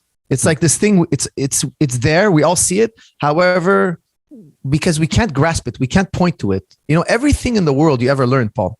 When you were a kid, we showed you a dog. We said the word dog. Every time you saw that object, we pointed to it. You associated the word dog with a four-legged animal. Mm-hmm. Everything you learned about the dunya. When we showed you the color red, we made the sound red. We say, Paul, we call this red. And every time we saw your red object, we said the word red. You associated the word red with this color. Mm. Everything in the universe, everything you've learned except one thing. When we talked to you about consciousness, the mind, we didn't point to anything. This is what sometimes philosophers refer to as the beetle in the box. You have a box and nobody can look inside your box. You open the box, you see a beetle. I have a box, nobody can look inside it. I open it, I have a beetle. And everybody's got this box, but we can't look into each other's boxes. That's the mind, right? This open secret, this secret of secrets, you, Paul, are directly experiencing the mind, but I never pointed to it. I never put it in a test tube. I never deduced it logically. Allah is beyond this grasp. Allah tells you, reflect on your hearing and your seeing. Reflect on your senses. Allah is not something you see with the eye. Allah gave you seeing. Allah is the one who gives seeing. Allah is the awareness. Allah is the all-aware, actually. Everything you've ever said or done is encompassed in this awareness. You think you've escaped, you think you've done, and nothing is ever lost. It's always in this one awareness. Mm-hmm. You know, think about somebody who's dreaming, okay? The dream itself is not as real as the dreamer. It's a byproduct of the dreamer. We are metaphors in a dream, so to speak. Mm. So to speak. We are contingent things. But there has to be there has to be one thing that is objective. There has to be one thing that is objective. And we are all metaphor. This is what Ghazali ultimately reaches in the Mishkat, in the niche of lights. He ends up revealing his conclusions that in the end, all human beings are metaphor. All things, the dunya is a metaphor. Ultimately speaking, and Allah is objective in a category by Himself, and this is known via direct experience. But only once you've stripped every idol. See, Islam, yes, it destroyed the idols, yes, the Meccan idols, yes, but we had to keep going. That was a direction. There are many more idols to slay. There are many more idols of the mind, of projection, etc. If you read Kant, if you graduate to Kant, Kant, he wrote on his thesis, Bismillah Rahman Rahim. Yes. I guarantee you he read Muslim philosophy, because Ghazali and many other Muslim thinkers, not just Ghazali, they understood these things as projections of the mind. And I tried to research, why would Kant write Bismillah? Why would he write the opening sentence of every verse in the Quran save one? Yeah. Why would he write something so Muslim, unmistakably Muslim? Mm-hmm. And I as I did my research, I realized that he was contemporaries with Goethe, and he might have been very influenced by Goethe. Goethe was the German Shakespeare, and he loves the Quran. He says, actually, it's our duty to believe in the Quran. He actually wrote a poem about the Prophet ﷺ, an amazing poem about how the Prophet is a gushing spring on a mountain, meaning he's unstoppable, and everything benefits from him trickling down the mountain. And it's try to stop a gushing spring. Try to reverse that. It's impossible. His momentum is irresistible. He gives a beautiful poem about the Prophet ﷺ. And this, in my opinion, probably got Kant interested in Muslim philosophy. And of course, his ideas reflect a lot of what Muslim thinkers said in the past. Mm-hmm. Things are a projection of the mind. It's interesting. I didn't realize he was a contemporary. I haven't connected him with Goethe, and I'd often wondered why in his PhD thesis, right at the top, it should have in Arabic the Bismillah. Is really jarring until you perhaps look into his. He would have known Goethe, as you say, who some people think was actually a Muslim, a closet Muslim anyway. Yes, yeah, I think there's no doubt he was Muslim, even though it was highly frowned upon to be Muslim. It's extremely highly frowned. Yeah, so he was without a doubt. He was without a doubt. In my opinion, I have no doubt he was Muslim. Yeah, but many people say that he was. There's the evidence. Yeah. Do you have any type of popular objections you think atheists would bring about to what we've said? Well, there's a great deal. I mean, I'm basically in sympathy with the idealist perspective, which I think is where you're coming from. So you mentioned Bishop Berkeley and that tradition of idealism, which we see up to people today. People like Professor Keith Ward, who I've spoken to on my channel from Oxford. He's one of the leading exponents of idealism, and they used to be mainstream. Actually, this used to be the dominant paradigm in philosophy in universities in the West. It's not now. When I studied philosophy at university in London, analytical philosophy, materialism was the norm. Religion was certainly never mentioned, and consciousness was an epiphenomena. It was a byproduct of a physical brain. And I remember doing a class on the philosophy of mind at UCL, University College in London here, and it was all about how do we apprehend a patch of pink? That was the example he gave. And it was like really difficult to describe how the mind could comprehend pink. I thought, dude, if you have a problem with that, how are you going to understand, Bach's Mass in B minor? At that time I was a Christian. Bach's Mass in B minor, or great works of art. You don't stand a chance with your paradigm which was materialist, reductionist. It has roots in the material processes of the brain. And even then, as a Christian, I understood that this was not going to work, and we needed a paradigm shift, which, funnily enough, is the name of Thomas Kuhn's book, The Structure of Scientific Revolutions, which I think you referred to in a previous video. Very important book. Very important book. He's a guy at MIT, I think, a philosopher, a professor of philosophy of religion.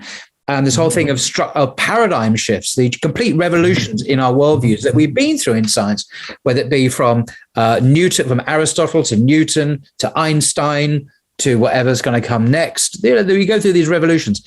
The reason I mention that is because even then, as an undergraduate sitting in my philosophy of mind class, I thought, we need a paradigm shift. This ain't working. You can't pull yourself up by the bootstraps.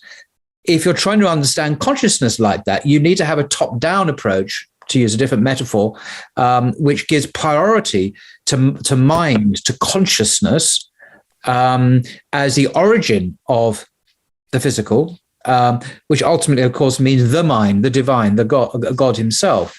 So I'm a complete idealist. I'm with you on that, and which is why I think the Quran, as you rightly say, it fits perfectly with the natural disposition, the heart, with our hearts.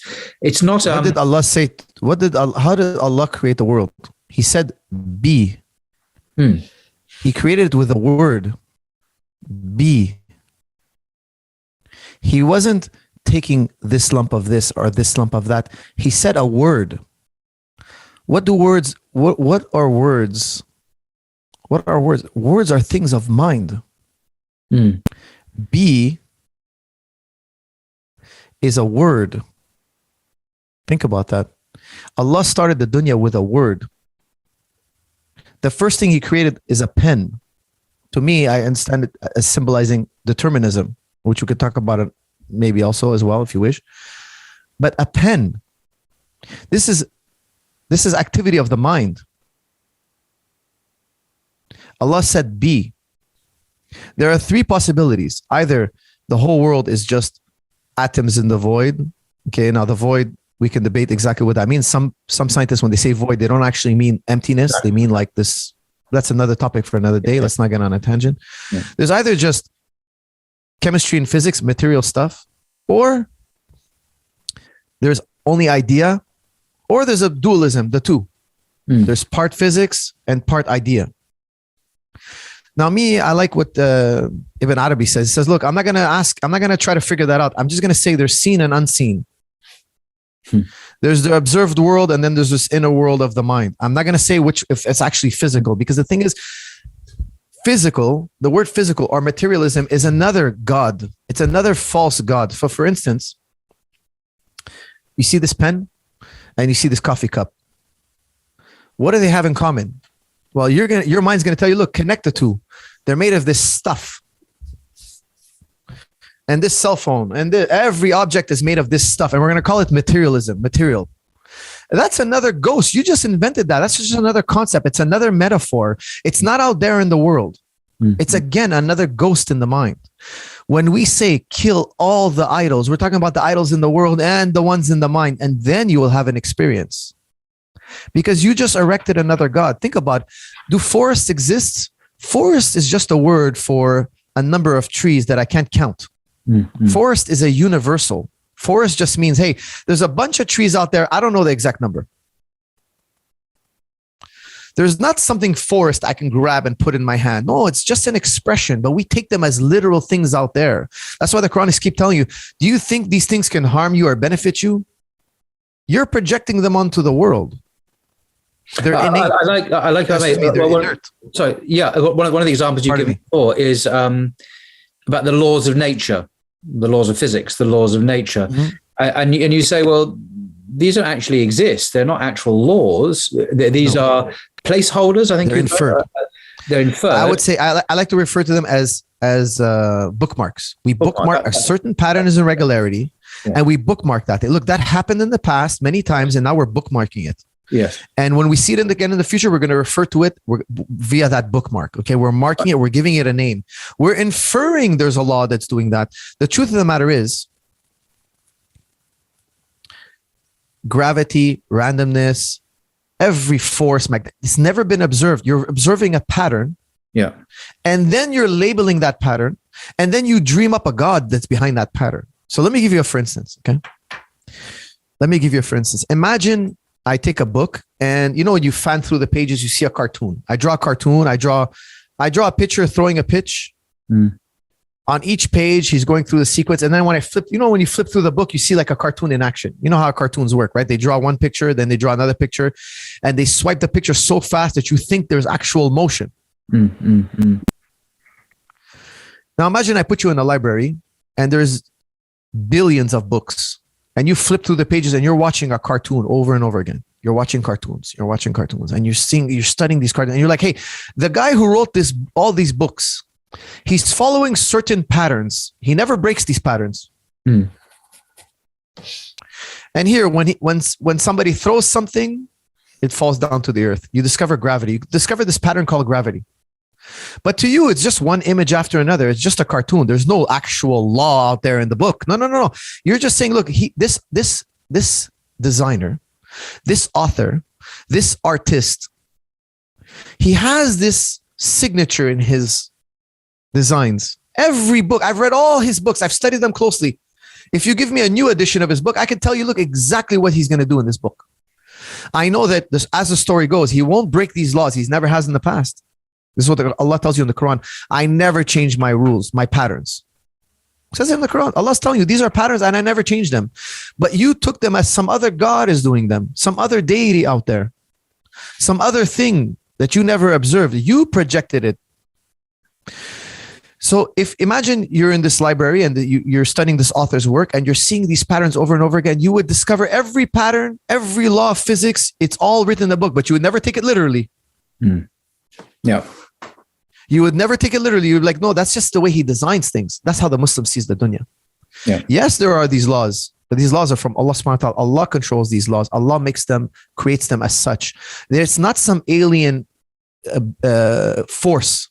So for instance, I like to give the catapult experiment. I don't know if you've heard it before, but basically imagine I fire a catapult. You know, a catapult, like fires a projectile, and the projectile lands on a point, and we mark that point as point A.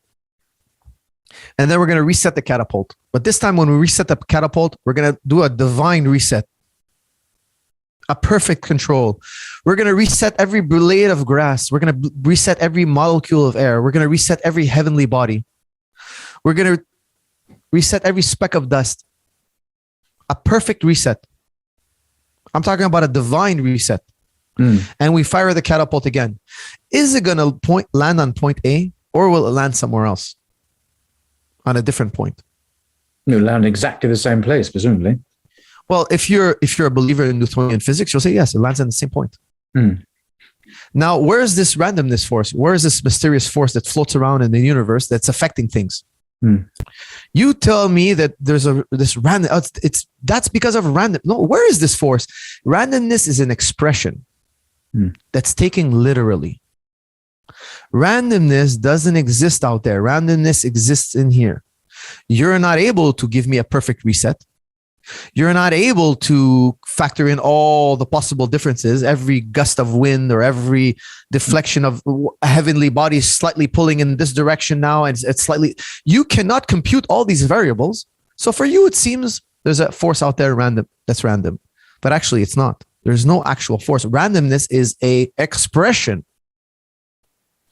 Randomness exists as an expression that things are hard to calculate or get exact in this dunya, in this world.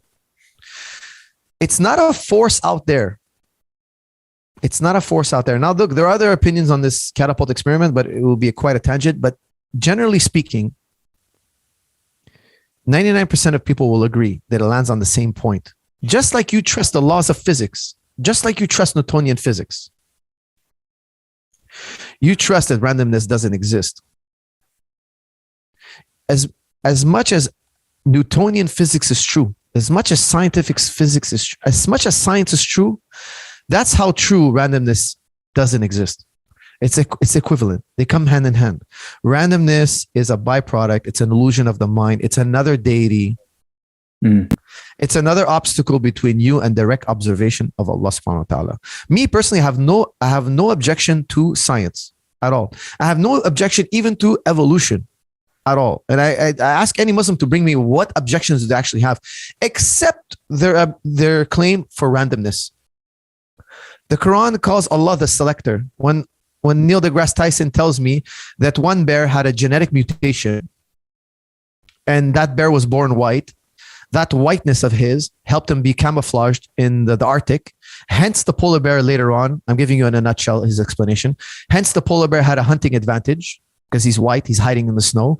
And therefore he thrived in nature in the Arctic areas. That's how we went from brown bear to white bear, polar bear. He says it's a random mutation. That's his interpretation. I will interpret the same facts. I will notice the mutation. I will say it's purposeful. Allah selected that mutation. Allah is the selector. Allah selects which animal is mutated for his benefit and which one is mutated to die. Which one will thrive, which one will die. And there's a wisdom between both. His interpretation is that it's a copying mistake. I would tell Neil deGrasse Tyson, if you believe in a blind process, blind processes don't make mistakes. That's a human interpretation. You would say, look, it's supposed to be like this. Like Hume said, you can't get an ought from an is. It should have been, it ought to have been. No. Now you're invoking God now. Hume told atheists, look, be careful. Don't say ought to be. It is this way. Don't say ought. Once you say ought, you're bringing us in theology. Neil deGrasse Tyson saying, look, it mutated. It's a mistake that actually turned out to be good. That's human interpretation. I don't see it as a mistake. I'm a hard determinist. If you're a hard determinist, which is the most hardcore science, the most hardcore atheists are deterministic. In philosophy, we say you either agree with determinism or you don't understand it. There is no alternate option. It's not a mistake. It's not a random mutation. There's no randomness. This was the design of Allah. Yeah. This is how Allah chose for it to be. You are projecting randomness. You are projecting the word mistake. This is your faulty interpretation. There are no random events and there are no mistakes in the universe. There are no random events and there are no mistakes. Now, let me give you the death blow to all those who say that there are random events and that the world is just a cosmic sneeze. I'm going to give you the death blow right now. Okay. If you understand this argument, you will never believe that we are a cosmic sneeze.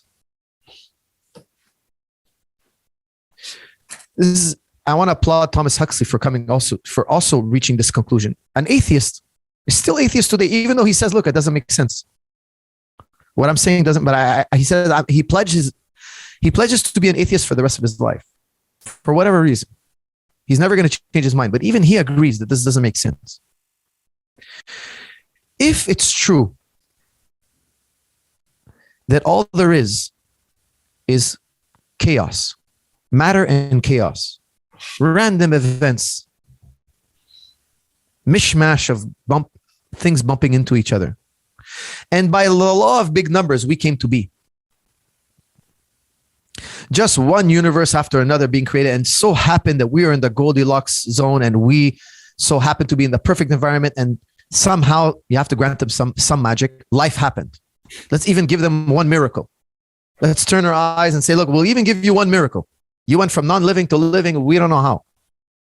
Biogenesis happened. Let's even give them a miracle and not say that it's a miracle. Let's turn the blind eye to the miracle.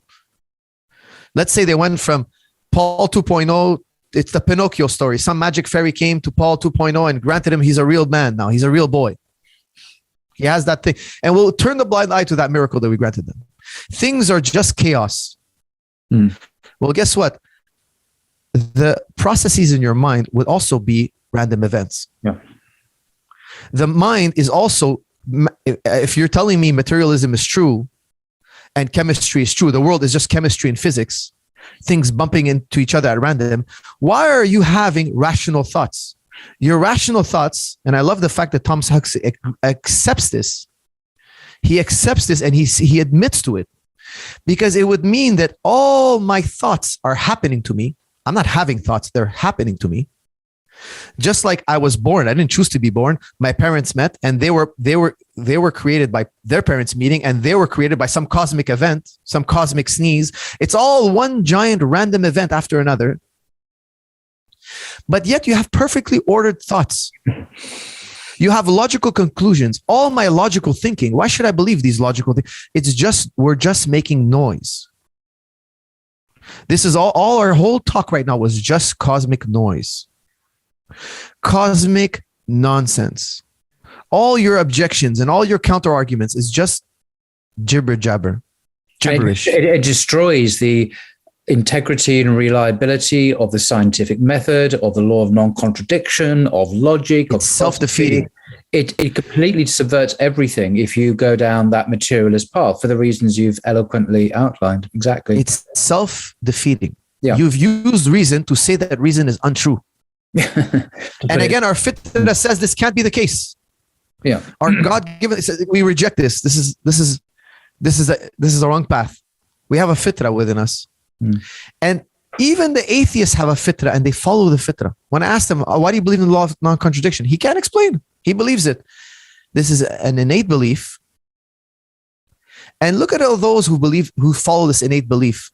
That's who created medicine, engineering, who created all the good in the world. We had to accept these innate beliefs. We had to accept these innate beliefs, these gifts from God. We know them directly. We see a contradiction and we reject it. But it's an innate inner experience. Now, if you tell me that's from a random event, that means everything I'm saying or doing is jibber jabber. It's all a cosmic sneeze. It's all just nonsense. But we're having a direct experience that it's true, that things are true and not true. We're having a direct experience. There's no interpreter between us and this experience of truth, this innate experience of truth. There is no interpreter. I think so. Go ahead. No, I'm sorry. I was just going to say that the radical skepticism that the atheist focuses on theism, the belief in God, is actually not extended consistently across the board. If he applied his radical skepticism to rationality, to science itself, to logic and so on, which he doesn't do, it would, as you say, it would destroy everything. So the kind of radical skepticism from atheism is highly selective. It's targeted in one particular area. It's not consistently applied as a methodology, as an epistemology, which it should be if it was a principle across the board, because it would be, as you have just said, self-defeating. Their almost religious, or their religious faith in science would be destroyed. And that's what atheists believe in science, like some kind of God, to give them all the answers to life, the universe, and everything. But that would be fatally undermined if they were to apply their skepticism across the board, which they don't. So there's an inconsistency there, which speaks of its incoherence, that it's not a coherent worldview, I would suggest. I totally agree. And the thing is, science it's the new power of the day. Science is very influential. Why? Because it's pragmatic. It puts a roof over our head. It puts our enemies in the grave, and it gives us the resource. Science is great because it's efficient. It helped us survive and thrive. So they love the dunya so much, they'd say, give me more of that. They're not lovers of truth. If they were lovers of truth, Paul, they would cross-examine science. They just want to just give me that thing that puts money in my bank account and a roof over my head and food in my belly. Give me that thing. That's all. It's a power grab. That's why Allah tells them, He criticizes them. You love the dunya. You love the dunya. Scientists love the dunya more than anybody else. And then they claim, oh, we love truth. No. If you love truth, you would have become a philosopher. You would have asked, hey, tell me, where did science come from? What are these? Why is science the way that you would have asked these questions? You would have graduated to mystic. You would have had a religious experience, because ultimate truth, Paul, if you continue, you go beyond science, you go beyond logic, and you reach the highest of highs. The highest of highs. You reach the veil of Allah. You reach the veil of Allah. You don't reach Allah. You reach the veil of Allah.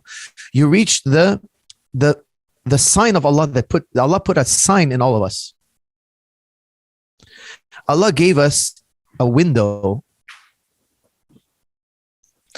Allah gave us a window into direct experience of Himself. If you love truth so much, you climb all the way, and you climb. That's why La ilaha illallah is such a beautiful statement. It negated everything. It doubted every step of the way. It reached all the way to the highest, where now you're in a point of awareness, and this point of awareness encompasses everything. Now you can bring back all the other logics, because all the other logics depend on this secretly. Remember, we said the law of not contradiction, it's known innately. The science is known. It's the faith that the future will behave like the past. You have an unbelievable faith that tomorrow the sun will rise. If tomorrow I told you the sun wouldn't rise, you wouldn't believe me in the least. Your faith in the fact that the sun will rise tomorrow is so strong. Allah's telling you, contemplate on that. How do you think you know that? I put within you a trust that if something happens over and over again, you develop a security and a peace. You don't live in a random world where random things happen. You live in an ordered world, and that calmed you, and you know it innately, and you trust. Paul, you have no logical reason to believe that the sun rises tomorrow. Hume, the atheist, wrote a whole essay on this, saying, I have no good reason to believe that the sun rises tomorrow. I have no good logical reason. I'm doing it on animal faith. But yet you're so certain that tomorrow you're going to see the sun rise again. Yep. That's how certain you should be in your fitrah. And you only know this because of your fitrah, not because of your deductive powers. You know, philosophers, we say when you flip a coin, the odds of it landing on heads is 1 out of infinity. Now, when I flip a coin and I put it on heads, tails, heads, tails, I do it 100 times, 50 times on tails, 50 times on 100. Now you have an experience with flipping coins. You start to say, hey, you know what? It can only land on one side or the other. You're reasoning backwards. However, if I erased your memory about flying objects being thrown in the air, and you're seeing a coin being flipped for the first time, and now I flip the coin, it turns to a butterfly. And I flip another coin, so every time now you see a coin being flipped, it turned into a butterfly. You could have, it's not an impossibility. This is what we call in philosophy possible worlds. There could be a world out there that every time you flip a coin, it turns into a butterfly. And we would have reasoned, of course, butterflies comes from flipped coins. That's exactly how we know the dunya. Now I'm giving you a pretty wild example, but we know the dunya. Ghazali says, you see a cotton ball touch a flame, and then you see combustion. We didn't deduce logically combustion. We had to see cotton ball, flame, combustion. We repeated cotton ball, flame, combustion. The first time a human being touched a flame, he burned himself. He knew now fire burns.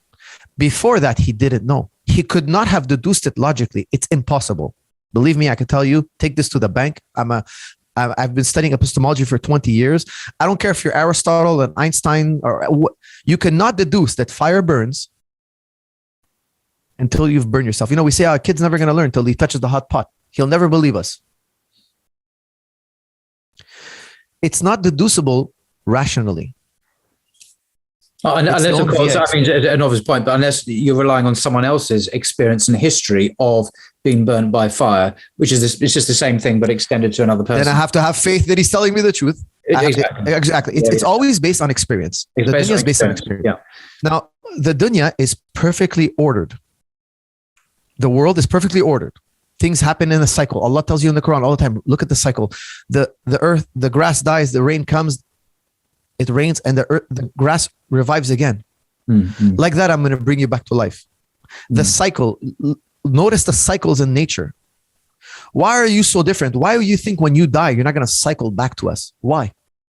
You came from the dust, you're going to go back into the dust. You think you're not going to cycle again? All these cycles are happening around you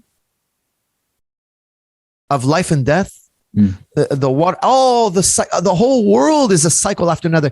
You see a whole egg, and then you see a scrambled egg, and you ate breakfast, and then tomorrow you have another egg, and this cycle of eggs from whole to scramble, from whole to scramble. You're seeing cycles all around you, every which way, but yet you think that the atheist, they tell us, oh, when you die, it's the ultimate end. What a foolish thing to say. How do you know what a universe in maximum entropy, when the universe is completely destroyed? How do you know what maximum entropy does to a universe? You've never observed a universe in maximum entropy. Mm. When the universe reaches maximum entropy, whatever that may be, how do you know it doesn't start all over again? You don't know. You're hoping it doesn't start all over again. Guys like famous, I don't even want to mention their name. I don't want to make them more popular than they are. But atheists, when they say that, oh, we believe that when we die, it's all over. You're wishing it's all over. Why? Because they love the dunya. They want to have this dunya and not worry about the consequences. Oh, there are leading philosophers. I think it's Thomas Nagel, who's a professor of philosophy, has said on record that he doesn't want God to exist for his own personal reasons. He actually desires the non-existence of God. And there are other atheists who have said the same, that these are not people who reach this conclusion through abstract reasoning. They have a profound need and desire for God not to exist, and they choose not to believe in his existence for their own personal reasons, moral reasons or other reasons. So, and this is often not understood, that many atheists actually don't want God to exist because it would be inconvenient. It would entail moral obligations they don't want to undertake, and so on. So it's a motivated atheism based on desire rather than a more objective view. They want to be the center of attention. When you're an atheist, you're the center of your own universe. When you're a theist, Allah is the center of the existence. Yes. It's a type of selfishness. I always tell people, the Quran tells us, you choose hell. Allah casts you in hell, yes, but you chose hell. You chose to be separated from Allah, and being separated from Allah is the greatest hell. If I separated you from your loved ones, you'd think that's hell. You're wrong. Wait till we separate you from Allah. Then you will know what's hell. Then you will know what hell is. Because if you think being separated from your loved ones is difficult, wait until Allah, He removes from you all His mercy. This is the narrative of the Quran. Allah is the center of our attention. Atheists want to make themselves the Pharaoh made himself the center of attention. So there are theological truths also. We didn't touch on that, okay? But there are things the Quran is telling you that are theological truths, and you can be certain of those via your intuition. The story of Noah, Ghazali would tell you, look, it's literally true. I agree with it. It's literally true. But there are also theological truths that we can verify. The historical truth, I take it on faith. I'm not even interested in go out archaeology and try to figure it out. I'm not even interested in that. I don't think I don't have the powers of abduction. I don't think even all of humanity can figure it out. We don't know what happened in the past. I think there are many things we assume that happened in the past, but we're actually wrong. And, we're going to have another scientific revolution like we've had many. And lo and behold, I'm going to be surprised like the rest of us. I don't have such a high regard for human intellect. I think human intellect is great. It's a valiant pursuit, but I don't trust even my own logic. Aristotle and Plato, they didn't agree. Schopenhauer and Heisenberg, they didn't agree. Einstein didn't agree that Isaac Newton's time is an arrow in one direction. He didn't agree. If he didn't disagree, if he didn't challenge Isaac Newton, he would have never discovered the relativity of time, theory of relativity. Experts don't agree. Do you trust your math? If you had this long, complicated mathematical problem, wouldn't you want your fellow mathematicians to cross-examine you, check my math? You can make errors in logic. I don't trust my logic. I don't trust my own intellect. I believe that my intellect, I'm not a perfect logician. I'd have to be God to be a perfect logician. I try my best to reason, but ultimately, I have the answer. I have a cheat sheet. All of us are blessed with the answer. It's innate. Your innate intuition cannot be wrong. It cannot be wrong. Like for instance, if you stub your toe, you're walking into a dark room and you stub your toe. You don't know if you stubbed it on the chair, the library, whatever furniture you have, a child's toy, whatever. But you're in pain. That's a direct experience. So the Quran says, Allah, when He casts you in hell, says, here's for what you used to deny. Now you cannot deny pain. Pain is direct. No philosopher ever burned himself and said, is pain real? No, we never asked that question. We ask every question, but we never question direct experience. Philosophers, we even question, does 1 + 1 really equal 2? You know, we actually have these discussions, and it might sound like we're crazy. We may be crazy. Indeed. We doubt everything, but when we burn ourselves with fire, we don't say, oh, maybe I didn't feel pain and it was an illusion. No. This is the ultimate truth. That's why hell and heaven are the ultimate. Hell and paradise are the ultimate truths. This is direct. It's no illusion. We see the world backwards. We see people say, oh, God, good and evil, that's all metaphor. No, wrong. Allah is literal and we are the metaphor. We are the metaphor. We are the ones who are part concept. Like we were talking about earlier about the divine. What is a night? You know, if you read the 40 books of Plato, it's a lot of it is what is the essence of something, and we can never find what the essence of anything is. What is the essence of a cup? We never really grasp it. It's all this metaphor. It's always something so elusive. Yet there's this one thing, we have all innate experiences, this fitra, this direct experience that cannot be denied. It cannot be interpreted. And everybody loves to take it and mix it with something else. That's what the Quran is constantly telling you. Do not partner Allah with anything. And that, by the way, is the problem with a lot of atheists that I've spoken to and read about, is that they assume so much as given, as objective. They assume, for example, that solipsism is false, that they're not just their own individual unique consciousness and everyone else's illusion. They assume the existence of an external world. They assume the existence, the reliability of reason, as I say. They assume the existence of, I can go on and on. There's a whole list of things which they assume self-evidently are just true. And then from that, they launch their attack. And I'm saying, but you haven't established that minds independently of your own even exist. You have not given me proof that the external world exists. You've not shown me why reason must necessarily be true and accurate when it is working.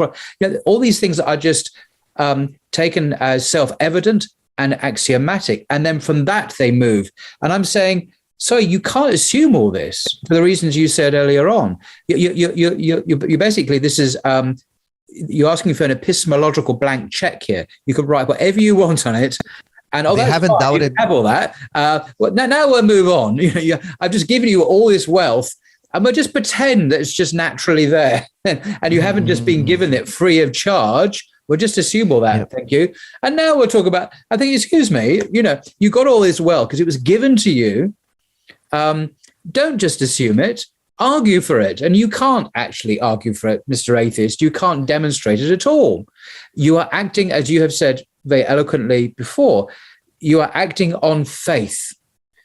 You, Mr. Atheist, are acting on faith that all these things are real, true, objective, and solid in some form. And then you argue. But I'm sorry, you can't do that. In philosophy, you've got to be able to at least exhibit and be explicit about your assumptions. You can't just smuggle them in and say, right, now I'm here, let's go to business. No, you can't do that. That's not how philosophy works. You've got to uncover your assumptions. You need to be aware of them and not just smuggle them in and then start from that, because there are no self-evident truths. You've got to argue for them and account for them and not just take them for granted. And that's what atheism does, except in one area where it focuses its firepower on the existence of God. And I'm saying, well, again, as I've already said, that's not consistent at all. They accept certain presuppositions and not others. Yes. The mystic has killed every presupposition. No presupposition is allowed here, Paul. No presupposition. Like I told you earlier, I don't say anymore material or mind. I say seen and unseen. The Quran, it says in Ayat al-Nur, it says the light of Allah, it's not from east or west. It's not from east or west. When you reach this point of awareness, there is no east or west. East and west are nested in this awareness. Where is this point of awareness? There is no referential point other than it. It's not east or west. The Quran says the most beautiful things when you interpret it in the light of the fitrah. The Quran is speaking to your fitrah, to your intellect, and to the worldly observation you have, the world of the senses. Yes, Allah is talking to you, even Allah is talking to you about history and theological facts, but these are all supported by your fitrah, and none of them, no, not even your logic, not your science, none of them are outside of the fitrah. None of them, the fitrah supports them all. Your belief in the law of non-contradiction, fitrah. Your belief that the future will behave like the past, fitrah. Your belief in theological understandings, fitrah. You cannot escape it, Paul. If you haven't killed every presupposition, you have not had a direct experience with this truth. That's a type of poverty. La ilaha illallah is where when you're a Muslim, what do we tell you to say? First thing. Bismillah. No, la ilaha illallah. You can say, ashhadu an la ilaha illallah, ashhadu anna Muhammadur Rasulullah. You're going to take the shahada. No. You're building your tower now. Where do we start? Why do we start with the shahada? Before we even ask you to pray, well, you have to do shahada first. It's the start. But you're giving me lip service. Even Paul 2.0, remember the robot we're talking about? He can give lip service to shahada. But does he understand the shahada? He can never understand it. He has no subjective experience. He has no inner experience. Allah says in the Quran, I made you from dust, and soon after, behold, you're human. What does this mean, human? You have to ask yourself, what does it mean, I'm human? Dust is not human. Allah created you, fashioned you, but you're still not human. What is it about you, Paul, that makes you human? Allah's telling you, they don't even reflect upon themselves. The Quran is telling you, they only see the appearance of things. They only see the world as Paul 2.0. Everything is machinery, chemistry, and physics. You know, one man said something so arrogant. I forget. He's a famous atheist. Hitchens. He says, I don't have a body. I am a body. Think about that for a second. I don't have a body, he says, because that would entail there's something else to me. He says, Hitchens says, I am a body. And I forget who said, I think it was John Lennox. He said, well, how did you survive your death? Because when you died, your body's still there. All the components, all the parts. If I told you, hey, your cars, all the parts are there. Where is that thing now that's missing? That we say you're dead, you've transitioned. Prop him up. He used to move. Prop him up, move him around. No, he's not moving by his own. Why not? Oh, he's missing electrical signals. Charge him up. Shock him with electricity. What's wrong with it? Why is that body there, but he's not there? What is it about him that he went through a transition? Remember, we said human beings are part concept. Human beings are part metaphor. That lump of flesh was always going through transition. We are metaphor. Ghazali said it best. You know, Ghazali, he says, only Allah exists. We're not only monotheistic, we're monoism. We are, meaning only Allah exists in this particular category. وَلَمْ يَكُنْ لَهُ كُفُوًا أَحَدٌ. Allah exists in this one way, unique to Him. Me and you exist as a shadow, a metaphor, a concept, almost like a dreamer, the characters in his dream. The dreamer is not the same reality as the characters of dream. He's a higher reality. The dreamer depends on him. The mind, your mind, my mind, is a type of reflection. It doesn't belong to us. We are here to observe it. You're having a direct observation of Allah. When you die, Paul, that mind that you're observing will still exist. The face of Allah will always exist. It existed before and it will exist after. Now I'm going to give you a beautiful argument by Immanuel Kant. Oh, yes. Immanuel Kant says this. He says, look, this is a transcendental argument. Okay. He says, are there going to be squared circles after you die, Paul? No. No. There are truths out there that existed before us and after us. But these truths, these analytical truths that we talked about earlier, they only exist via mind. But you admitted that they're indestructible. Plato agreed. We all agreed they're indestructible. But they existed eternally. So there's this eternal mind, Kant says. Remember we said Allah started the universe with B. B is a product of mind. Mm. Allah is talking about the realm of the mind. When I write with a pen, I'm putting these symbols. It's for a mental activity that I'm expecting you to go through. The word be is a mental issue. It's a mental process. I don't like to say, I don't agree. I don't necessarily only say that the world is ideal. I say, like Ibn Arabi, I say, look, keep it seen and unseen, because we don't know. We can't say. We don't have, something in the philosophy called the egocentric predicament. Maybe we don't get into it now because it's quite long, but we don't have direct experience with the dunya. We can't go outside our minds to check, to verify. But long story short, all we're certain of, what we can be certain of, is that there's a seen world, an observed world, and an unseen world. This we can be certain of because we're having direct experience of it. The Muslim philosophers, they went beyond logic and they said, look, we want to know what we have direct experience of, what we cannot be wrong about. And we want to kill all presuppositions. That's why if you look at the Greeks, they only had one mystic. I would say Parmenides was really the only mystic. Maybe Pythagoras also, possibly. Again, we don't know 100% of their philosophies, what they were. And the Arab philosophers were great mystics. All of them were mystics. The British empiricists, not really. They flirted with it. They got close to it, but they never became mystic. I think Kant almost reached mysticism, but not quite. I think even almost Schopenhauer almost reached mysticism, but didn't. He faltered at the end. And I think it had a lot to do with the byproduct of their time, because you have to understand, when the plague hit the church and it killed the church, it weakened the church, science rose. They didn't want to go back to religion. Whereas the Muslims, religion and science went hand in hand. The stronger Islam was, the stronger the religion was. They had the golden age together. There was a sentiment of, we have to strip the power of the church. So don't give them any religious talk. Don't reach mysticism. You'll bring them back in. You see, the scientists in the West, they hate their religion. They hate the religion they came from. Even though their forefathers, Isaac Newton was incredibly religious. Galileo was incredibly religious. They were mystics. They were mystics. Isaac Newton was a mystic. Isaac Newton on his deathbed rejected the Trinity. Are you aware of this?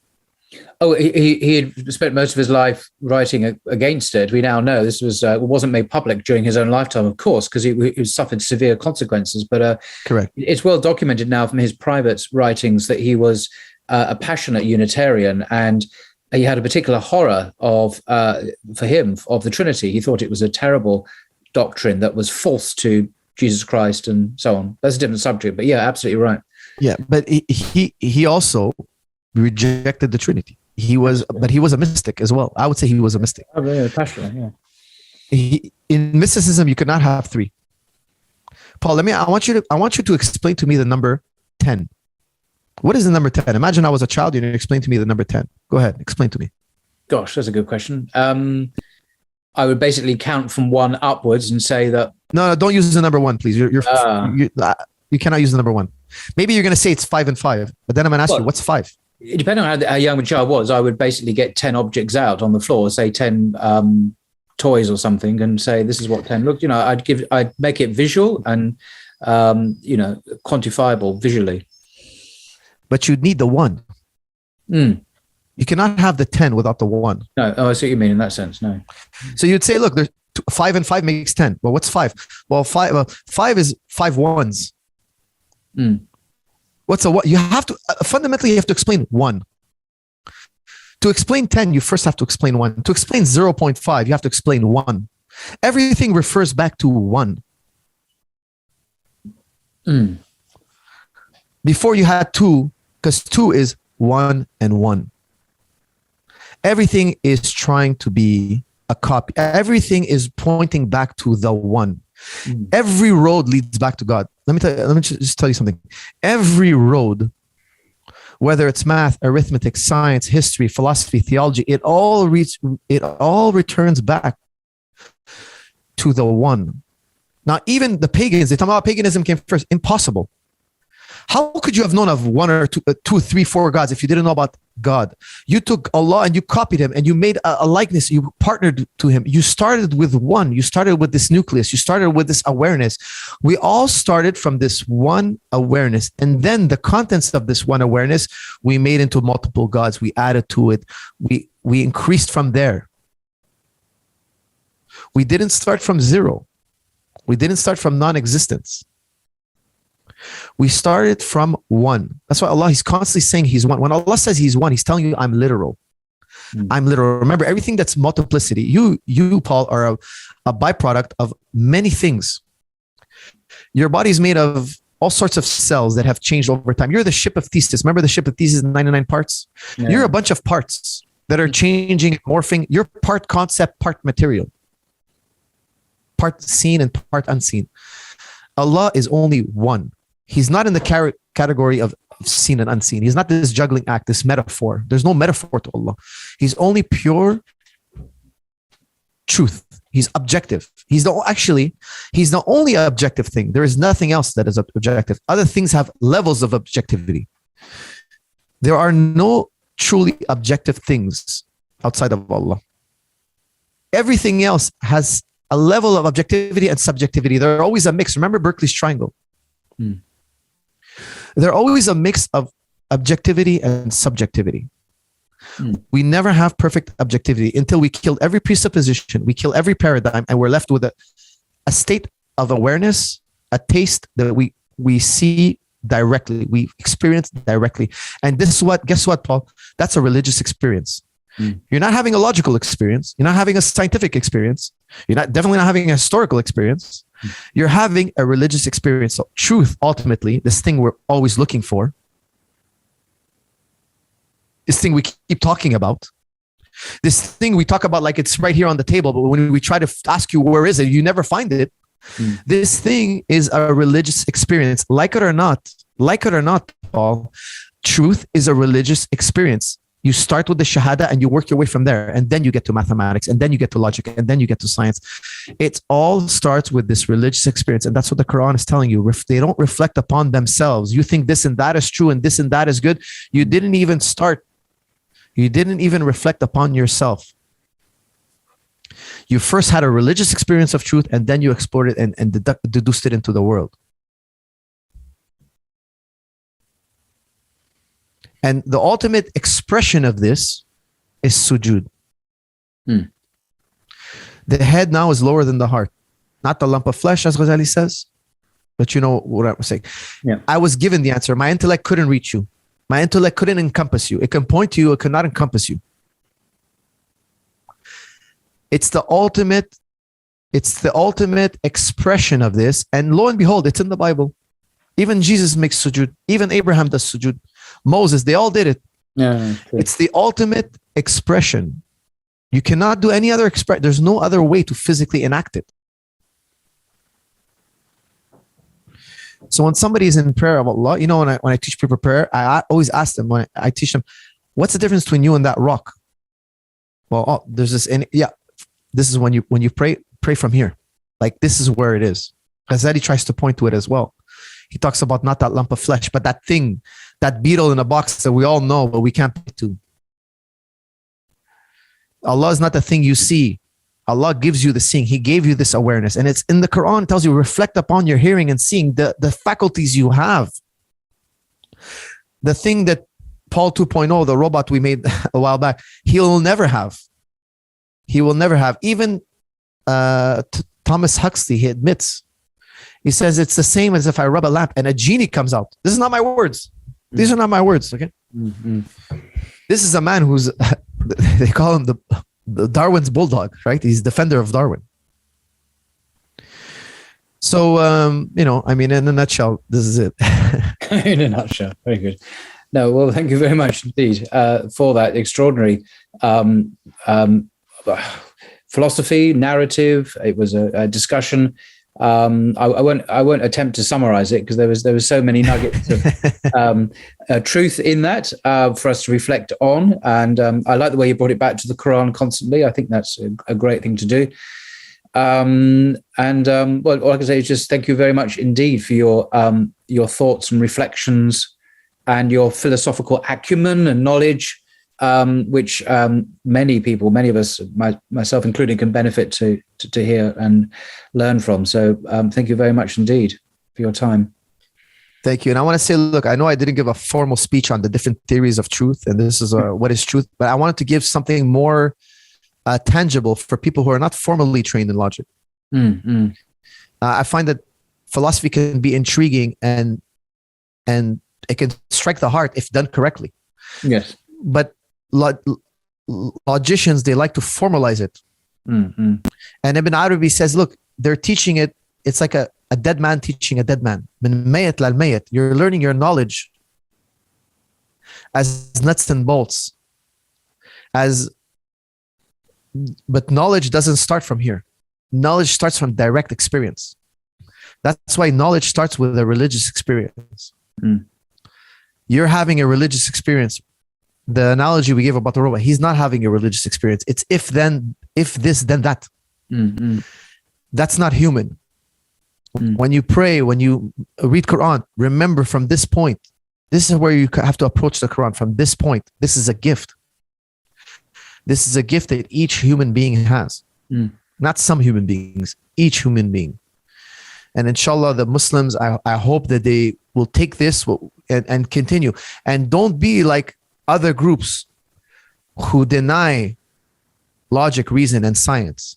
Ghazali says we have to harmonize the natural sciences and Islam, not reject either or. And yes, science can be transient. It is transient. It can change over time, but we're always trying to harmonize them. We're never rejecting it. Never. And if there is an issue, you know, I don't want to get too much into what Ghazali says because I know I get a lot of friction, but there is a way sooner or later it's going to be harmonized. If there ever is an issue. And it's up to us raising our thinking, our level of thinking. Muslims have to raise their level of thinking. We're coming in an age where information is being spread so fast. You can no longer just read, not understand, and No. You must understand. Muslims out there, I beg you, raise your level of understanding. The problem is not the world around us. The problem is us. Our understanding is weak. I've met very few Muslims that understand the concepts in the Quran. I've met very few Muslims that understand even these very important, and some are trying, yes, but it's time for the Muslims to go in hyperdrive. I hope this episode was a good starting point. But if you're a true believer, there's nothing you're scared to read or learn or cross-examine. Because now you have certainty. I'm telling you, there's nothing tomorrow in science that's going to be discovered that's going to shake my faith. There is nothing. Paul, when I go to the grave, I don't believe in Allah. I know Allah.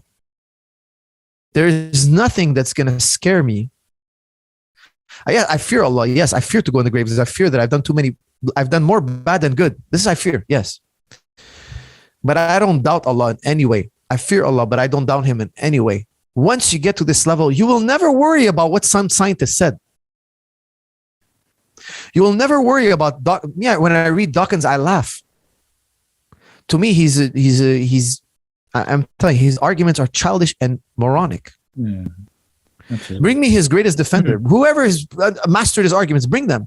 They're weak, childish, and moronic. I'll even use the word moronic literally. I'm not trying to attack the man.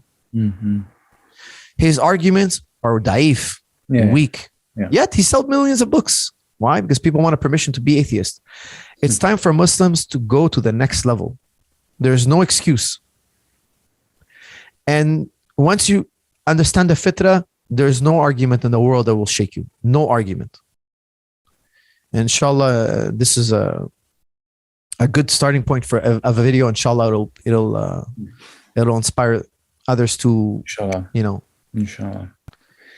Okay, well, I think we'll leave it there. But thank you so much indeed for your time. And I hope people can leave their comments in the description below and follow this discussion up. But I'm not going to, as I say, summarize anything you said because it was so rich and detailed. But just thank you finally again very much for your time and thank you. All right, until next time.